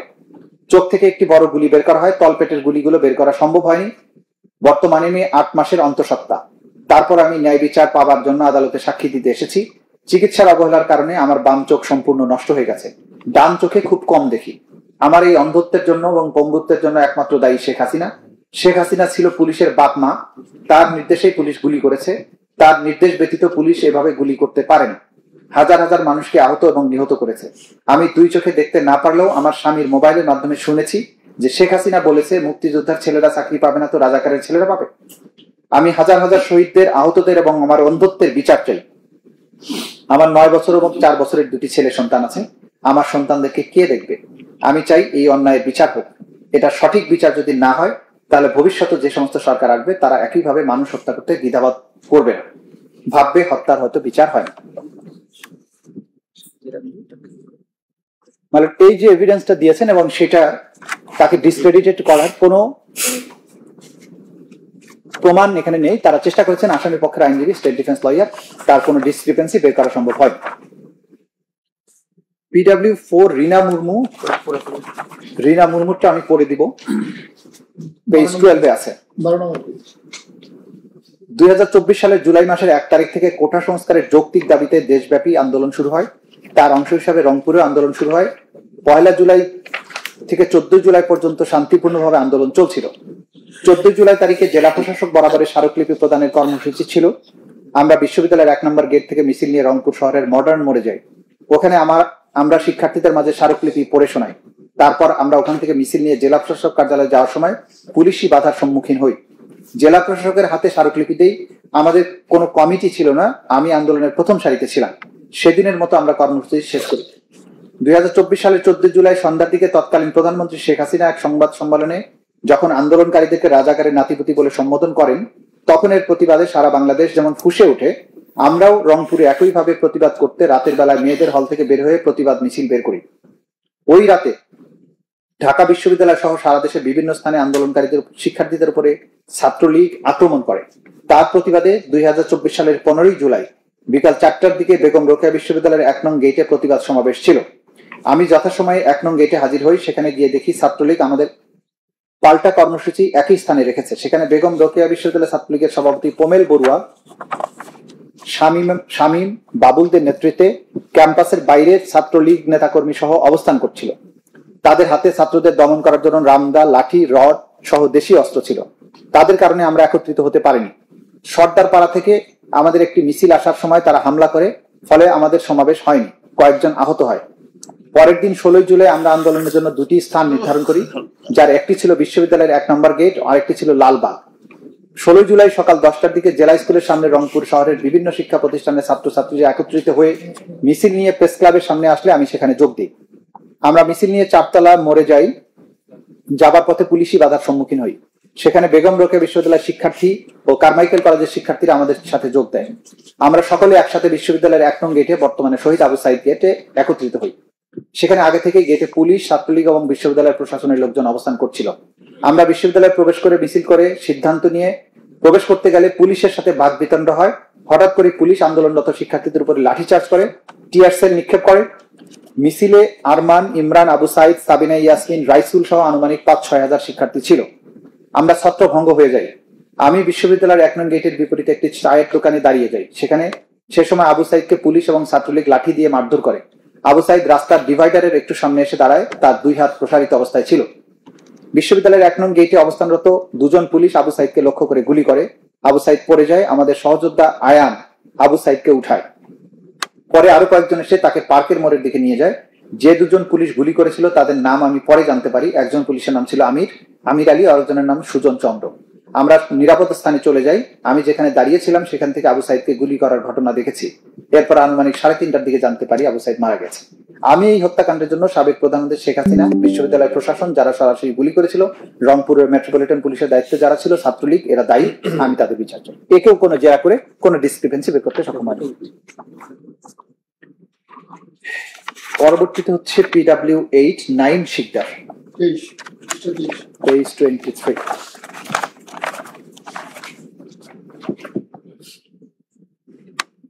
আমি 2024 সালে খুলনাস্থ হাজী মোহাম্মদ মহসিন কলেজের রাষ্ট্রবিজ্ঞান বিভাগের প্রথম বর্ষের ছাত্র ছিলাম। কোটার বৈষম্যের কারণে মেধাবীরা চাকরি পায় না মর্মে আমরা জানতাম। 2018 সালে আন্দোলনের ফলে কোটা প্রথা বাতিল হলেও 2024 সালে আবার সেটি হাইকোর্টের একটি রায়ে পুনর্বহাল হয়, যার প্রেক্ষিতে সারা দেশব্যাপী কোটা বিরোধী আন্দোলন শুরু হয়। 2024 সালের 14 জুলাই তৎকালীন প্রধানমন্ত্রী শেখ হাসিনা এক সংবাদ সম্মেলনে বলেন, মুক্তিযোদ্ধা সন্তানেরা চাকরি পাবে না, তবে কি রাজাকারের নাতিপুতিরা পাবে? ওবায়দুল কাদের বলেন, এই আন্দোলনকারীদের দমানোর জন্য ছাত্রলীগ একাই যথেষ্ট। এই সকল উস্কানিমূলক বক্তব্যের পর ছাত্রছাত্রীরা আন্দোলনে নেমে পড়ে। এরপর ছাত্রলীগ আন্দোলনকারীদের উপর দেশব্যাপী হামলা চালায়। আমরা খুলনাতে আন্দোলনে অংশগ্রহণ করি। 4 আগস্ট 2024 সাল বিকাল 3টার দিকে আমার বন্ধু রাকিব সহ 3 শিক্ষার্থী খুলনা মহানগরীর শিববাড়ি মোড় এলাকায় আন্দোলনে অংশগ্রহণ করি। সেখানে প্রায় 10,000-এর বেশি ছাত্র জনতা জড়ো হয়েছে। ছাত্র জনতার দুই ভাগে বিভক্ত হয়ে এক ভাগ খুলনা বিশ্ববিদ্যালয়ের দিকে রওনা হয়, আরেক ভাগ নগর ভবন এলাকার দিকে রওনা হয়। আমাদের দল নগর ভবন এলাকায় পৌঁছানোর পর পুলিশের সাথে ধাওয়া পাল্টা দেওয়া শুরু হয়। সেখানে খুলনার পুলিশ কমিশনার উপস্থিত ছিল। এক পর্যায়ে পুলিশ কমিশনার মোজাম্মেলের নির্দেশে পুলিশ আমাদের উপর সাউন্ড গ্রেনেড ও টিয়ার সেল নিক্ষেপ করে। সাউন্ড গ্রেনেড ও টিয়ার সেলের ধোঁয়ায় চারিদিকে অন্ধকার হয়ে গেলে ছাত্রলীগ আমাদের উপর আক্রমণ করে। আমরা চারিদিক থেকে পুলিশকে ঘেরাও করলে পুলিশ আত্মসমর্পণ করে। ঠিক আছে, পুলিশ বিকাল 6টার দিকে আমাদের উপর অতর্কিত গুলি বর্ষণ করে। একজন পুলিশ 5 মিটার দূর থেকে আমাকে লক্ষ্য করে গুলি করে। পিঠে 500 গুলি বিদ্ধ হয়। আমার শরীরের অন্যান্য স্থানেও গুলি লাগে। আমার শরীরের গুলি বর্ষণের ঘটনা ঘটে মেয়রের বাসার সামনে। গুলিবিদ্ধ অবস্থায় আমি রাস্তায় পড়ে যাই। সহযোদ্ধারা আমাকে নিকটস্থ 3টি হাসপাতালে নিয়ে যায়। কোনো হাসপাতালে আমাকে ভর্তি করে নেই, কারণ তারা বলেছে যে ভর্তি করা যাবে না, শেখ হাসিনার নির্দেশ। পরবর্তীতে অটোরিকশা করে খুলনা মেডিকেল হাসপাতালে নেওয়া হয়। উক্ত হাসপাতালে আমাকে চিকিৎসা না দিয়ে 5 ঘন্টা রেখে দেয়। তারপর আমার অনুরোধে একজন ডাক্তার আমাকে অজ্ঞান না করে পিঠ থেকে একটি বড় গুলি বের করে। এই পর্যায়ে সাক্ষী তার পিঠের অসংখ্য গুলির ক্ষতচিহ্ন ট্রাইব্যুনালকে দেখায়। এরপর ছাত্রলীগ এসে আমাদের খুঁজতে থাকে। আমাকে একটি রুমে নিয়ে রাখা হয়। 19 তারিখ পর্যন্ত থাকি। 19 থেকে 25 আগস্ট পর্যন্ত নেভি ক্যাম্পে উপসংস্কারের চিকিৎসা গ্রহণ করি। এরপরে 25/8/2024 থেকে 20/10/2024 পর্যন্ত যশোর সিএমএইচ এ চিকিৎসা গ্রহণ করি। পরবর্তীতে চিকিৎসার জন্য ঢাকায় পাঠানো হয়। বর্তমানে আমি পিজি হাসপাতালে চিকিৎসার জন্য আছি। এটা কি আরো করতে? নেক্সট হচ্ছে PW12 জসিমউদ্দিন।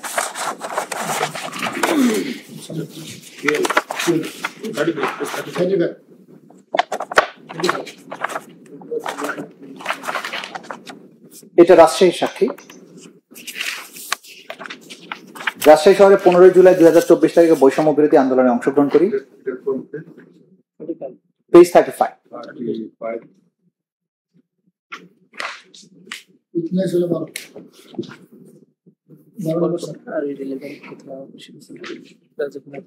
আর শেষে গিয়ে কি করেছে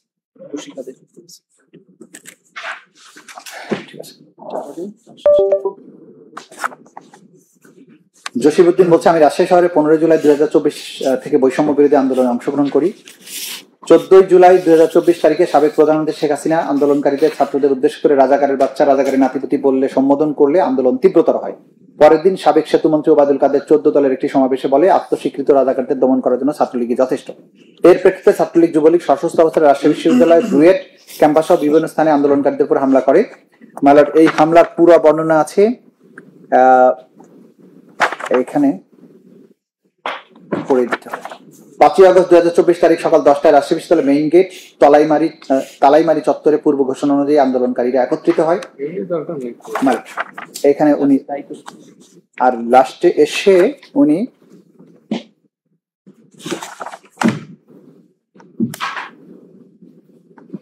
এই নিরীহ ছাত্র জনতার শান্তিপূর্ণ আন্দোলন দমনে 36 নম্বর পেজে দেশব্যাপী হত্যাকাণ্ড, আহত ক্ষতির জন্য সাবেক প্রধানমন্ত্রী শেখ হাসিনা, সাবেক সেতুমন্ত্রী ওবায়দুল কাদের, আইজিপি আব্দুল্লাহ মামুন, স্বরাষ্ট্রমন্ত্রী Asaduzzaman Khan Kamal, DMP RMP police কমিশনারগণ, রাজশাহীর তৎকালীন মেয়র খায়রুজ্জামান লিটন সহ অন্যান্য যাদের কথা বলেছে তারা দায়ী, তাদের দৃষ্টান্তমূলক শাস্তি দেওয়া। এরপরে PW19 শরীফুল ইসলাম,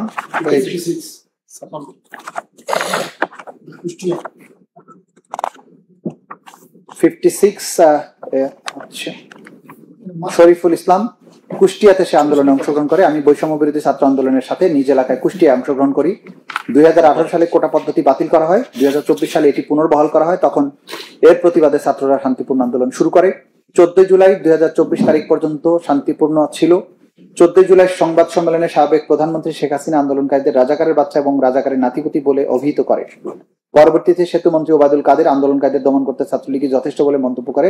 ছাত্রলীগ কর্মীদের আন্দোলনকারীদের বিরুদ্ধে উস্কে দেয়। এর প্রেক্ষিতে ছাত্রলীগ দেশীয় অস্ত্রশস্ত্র নিয়ে আন্দোলনকারীদের উপর হামলা করে। সেখানে কুষ্টিয়া শহরে কোথায় কিভাবে হামলা হলো সেই সবকিছুর বর্ণনা তিনি এখানে দিয়েছেন। এবং শেষে এসে পেজ 57 এই হত্যাকাণ্ডের জন্য আমি নির্দেশদাতা শেখ হাসিনা, সাবেক স্বরাষ্ট্রমন্ত্রী আসাদুজ্জামান খান কামাল, পুলিশ প্রধান চৌধুরী আব্দুল্লাহ মামুন, কুষ্টিয়া এলাকার হানিফ, ইনু হত্যাকাণ্ডের সাথে সরাসরি জড়িত আওয়ামী লীগ, যুবলীগ, স্বেচ্ছাসেবক লীগের আতা, আসগর আলী, সদর খান, মানব চাকি, গৌরব চাকি, যুবলীগ নেতা বাবুল, রাজন, এসআই মুস্তাফিজ সহ পুলিশের আরো যারা জড়িত তাদের ফাঁসি চাই। কত নম্বর? আচ্ছা ঠিক আছে। 57 নম্বর পেজে তার আহত হওয়ার বিবরণটা দিয়েছে, 3rd paragraph from the top. তখন খবর পাই শেখ হাসিনা পালিয়ে যাবে। আমি সেখানে উপস্থিত কুষ্টিয়া থানার ভারপ্রাপ্ত কর্মকর্তাকে বলি, শেখ হাসিনা পালিয়ে যাচ্ছে, আমাদের উপরে গুলি করবেন না।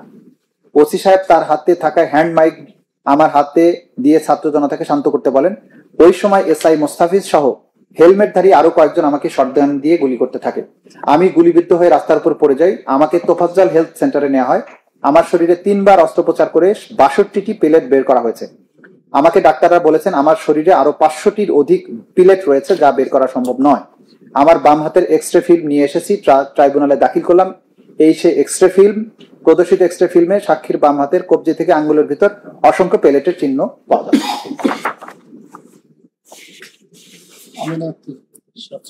এরপরে PW23 আমিনা আক্তার 67 পেজ 67। এইখানে তিনি বলছেন যে সারা দেশে বৈষম্য বিরোধী আন্দোলন পূর্ব থেকে শুরু হলেও আমাদের লক্ষ্মীপুর আন্দোলন শুরু হয় 18 জুলাই। 15 জুলাই যখন শুনতে পাই প্রধানমন্ত্রী আন্দোলনকারীদের রাজাকারের নাতিপুতি বলে অভিহিত করেছে, 16 তারিখে রংপুরে আবু সাইদকে হত্যা করা হলে আমাদের এলাকায় আন্দোলন তীব্রতর হয়। এরপরে আমি নিয়মিত আন্দোলনে অংশগ্রহণ করি। এরপরে উনি বর্ণনা দিয়েছেন 4 আগস্ট কিভাবে তাদেরকে আক্রমণ করা হয়, এবং উনি শেষ দিকে এসে পেজ 68-এ বলছেন এই ঘটনার জন্য সাবেক প্রধানমন্ত্রী শেখ হাসিনা, স্বরাষ্ট্রমন্ত্রী আসাদুজ্জামান খান কামাল, পুলিশ প্রধান দায়ী। পরবর্তীতে আমি সামাজিক যোগাযোগ মাধ্যমে জেনেছি শেখ হাসিনা ছাত্র জনতাকে লক্ষ্য করে গুলি করার নির্দেশ দিয়েছে। আমি একটি ভিডিওতে দেখেছি যে একজন পুলিশ কর্মকর্তা স্বরাষ্ট্রমন্ত্রী এবং পুলিশ প্রধানকে মোবাইলে একটি ভিডিও দেখিয়ে বলছে একজনকে মারি, একজনই যায়, বাকিরা তো যায় না। এ থেকে বোঝা যায় ঊর্ধ্বতন কর্মকর্তারা গুলি নির্দেশ দিয়েছে। আমি প্রধানমন্ত্রী সহ যারা গুলি করার নির্দেশ দিয়েছে, যারা গুলি করে হত্যাকাণ্ড ঘটিয়েছে, সকলের বিচার চাই। এরপর PW27 ডাক্তার মুস্তাক 76। ঠিক আছে।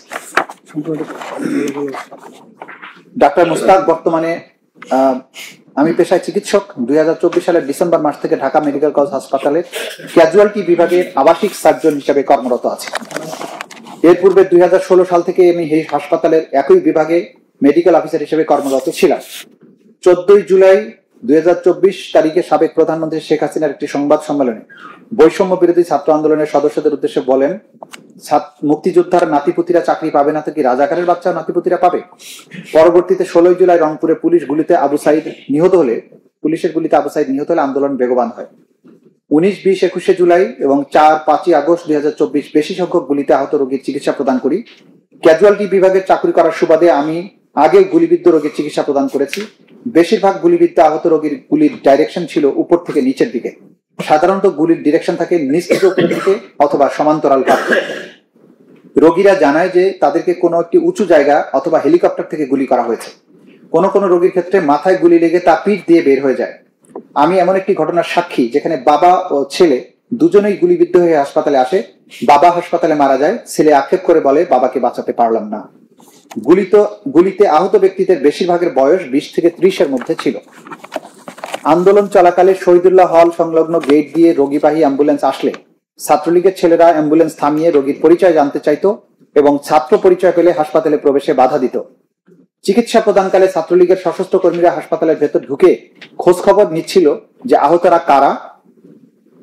তখন গুলিবিদ্ধ ছাত্ররা পরিচয় গোপন রাখার জন্য আমাদেরকে অনুরোধ করে।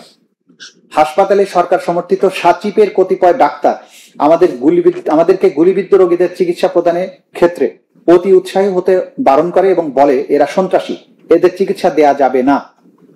গুলিবিদ্ধ আহতের চিকিৎসায় বাধা প্রদানের উদ্দেশ্যে চিকিৎসা প্রদানরত আমাদের মধ্যকার 5 জন ডাক্তারকে 25 জুলাই অন্যত্র বদলি করা হয়। আমি এই নৃশংসতার জন্য দায়ী সাবেক প্রধানমন্ত্রী শেখ হাসিনা, স্বরাষ্ট্রমন্ত্রী আসাদুজ্জামান খান কামাল, আইন শৃঙ্খলা কার্যক্রম পরিচালনার জন্য নিয়োজিত ব্যক্তিদের শাস্তি দাবি করি। এরপরে PW36 চৌধুরী আব্দুল্লাহ আল মামুন, কতটা বলেন? 100 পেজ 100 থেকে 100 পেজ 100টা শুধু তিনি ফর্মার আইজিপি, তিনি একই সাথে অ্যাকিউজ, তিনি অ্যাপ্রুভার হওয়ার জন্য আবেদন করেছেন। তিনি যে জবানবন্দি দিয়েছেন সেটা খুবই ইম্পর্টেন্ট।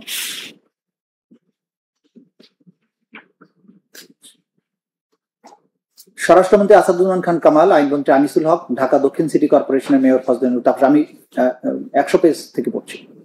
ফজলেনুর তাপস, প্রধানমন্ত্রীর উপদেষ্টা সালমান এফ রহমান, আওয়ামী লীগের সাধারণ সম্পাদক ওবায়দুল কাদের, জাহাঙ্গীর কবির নানক, তথ্য এবং সম্প্রচার প্রতিমন্ত্রী মোহাম্মদ আলী আরাফাত, মির্জা আজম, হাসানুল হক ইনু, রাশেদ খান মেনন প্রধানমন্ত্রীকে মারণাস্ত্র ব্যবহারে প্ররোচিত করতেন। 14/7/2024 তারিখ সাবেক প্রধানমন্ত্রী শেখ হাসিনা চীন সফর শেষে দেশে এসে একটি সংবাদ সম্মেলনে একজন সাংবাদিকের প্রশ্নের উত্তরে বলেন, মুক্তিযোদ্ধার সন্তান ও নাতিপুতিরা চাকরি পাবে না তো কি রাজাকারের সন্তান ও নাতিপুতিরা পাবে? এই মন্তব্যের প্রেক্ষিতে আন্দোলনকারী ছাত্র জনতার মধ্যে তীব্র উত্তেজনা সৃষ্টি হয় এবং সমগ্র দেশে এই আন্দোলন তীব্র আকার ধারণ করে। অতঃপর 15/7/2024 তারিখে ওবায়দুল কাদের নানক মন্তব্য করেন, আন্দোলন দমনের জন্য ছাত্রলীগ এবং যুবলীগই যথেষ্ট। এই বক্তব্যের প্রেক্ষিতে ছাত্রলীগ, যুবলীগ কর্মীরা ঢাকা বিশ্ববিদ্যালয় সহ বিভিন্ন স্থানে আন্দোলনরত ছাত্রদের উপর ঝাঁপিয়ে পড়ে। তখন পুলিশ নিষ্ক্রিয় ভূমিকা পালন করে। ড্রোন, হেলিকপ্টার ও লেথাল ওয়েপন ব্যবহার করে আন্দোলনরত অসংখ্য ছাত্র জনতাকে আহত এবং নিহত করা হয়। আওয়ামী লীগের, আচ্ছা ঠিক আছে, এইটা হলো এই সংক্রান্ত এটুকুই যথেষ্ট। নেক্সট হচ্ছে PW47 Nahid Islam, 158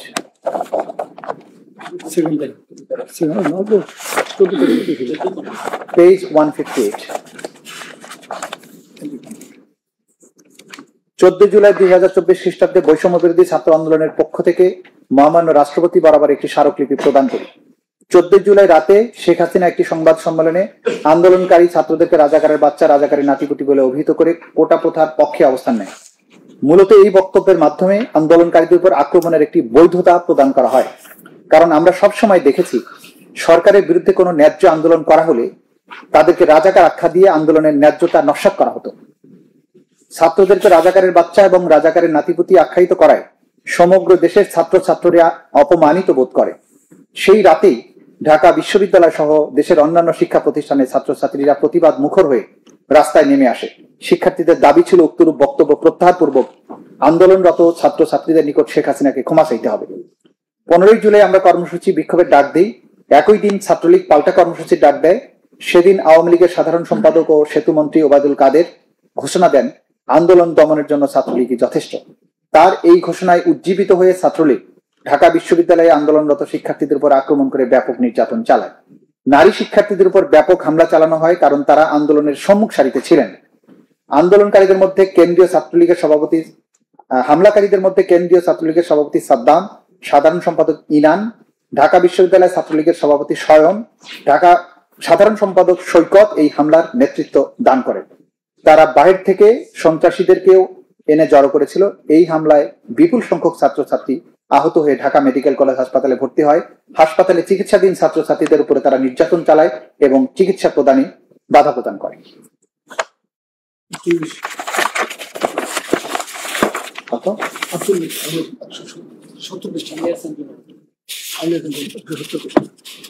Then PW48 page 170.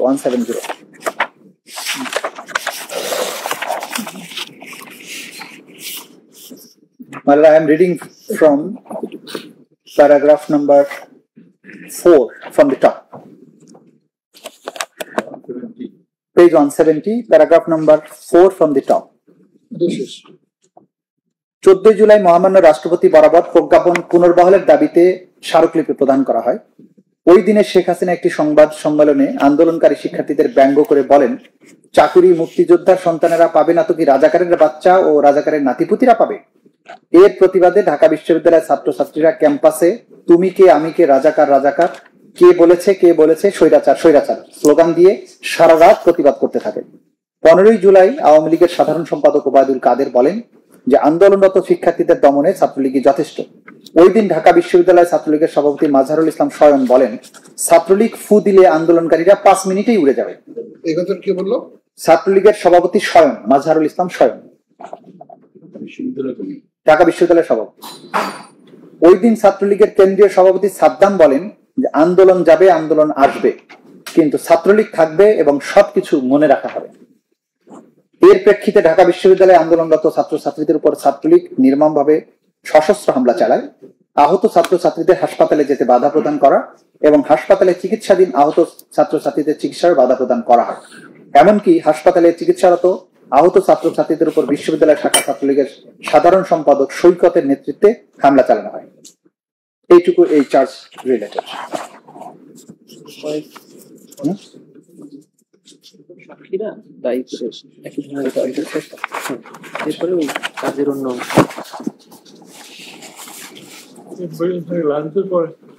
কাজে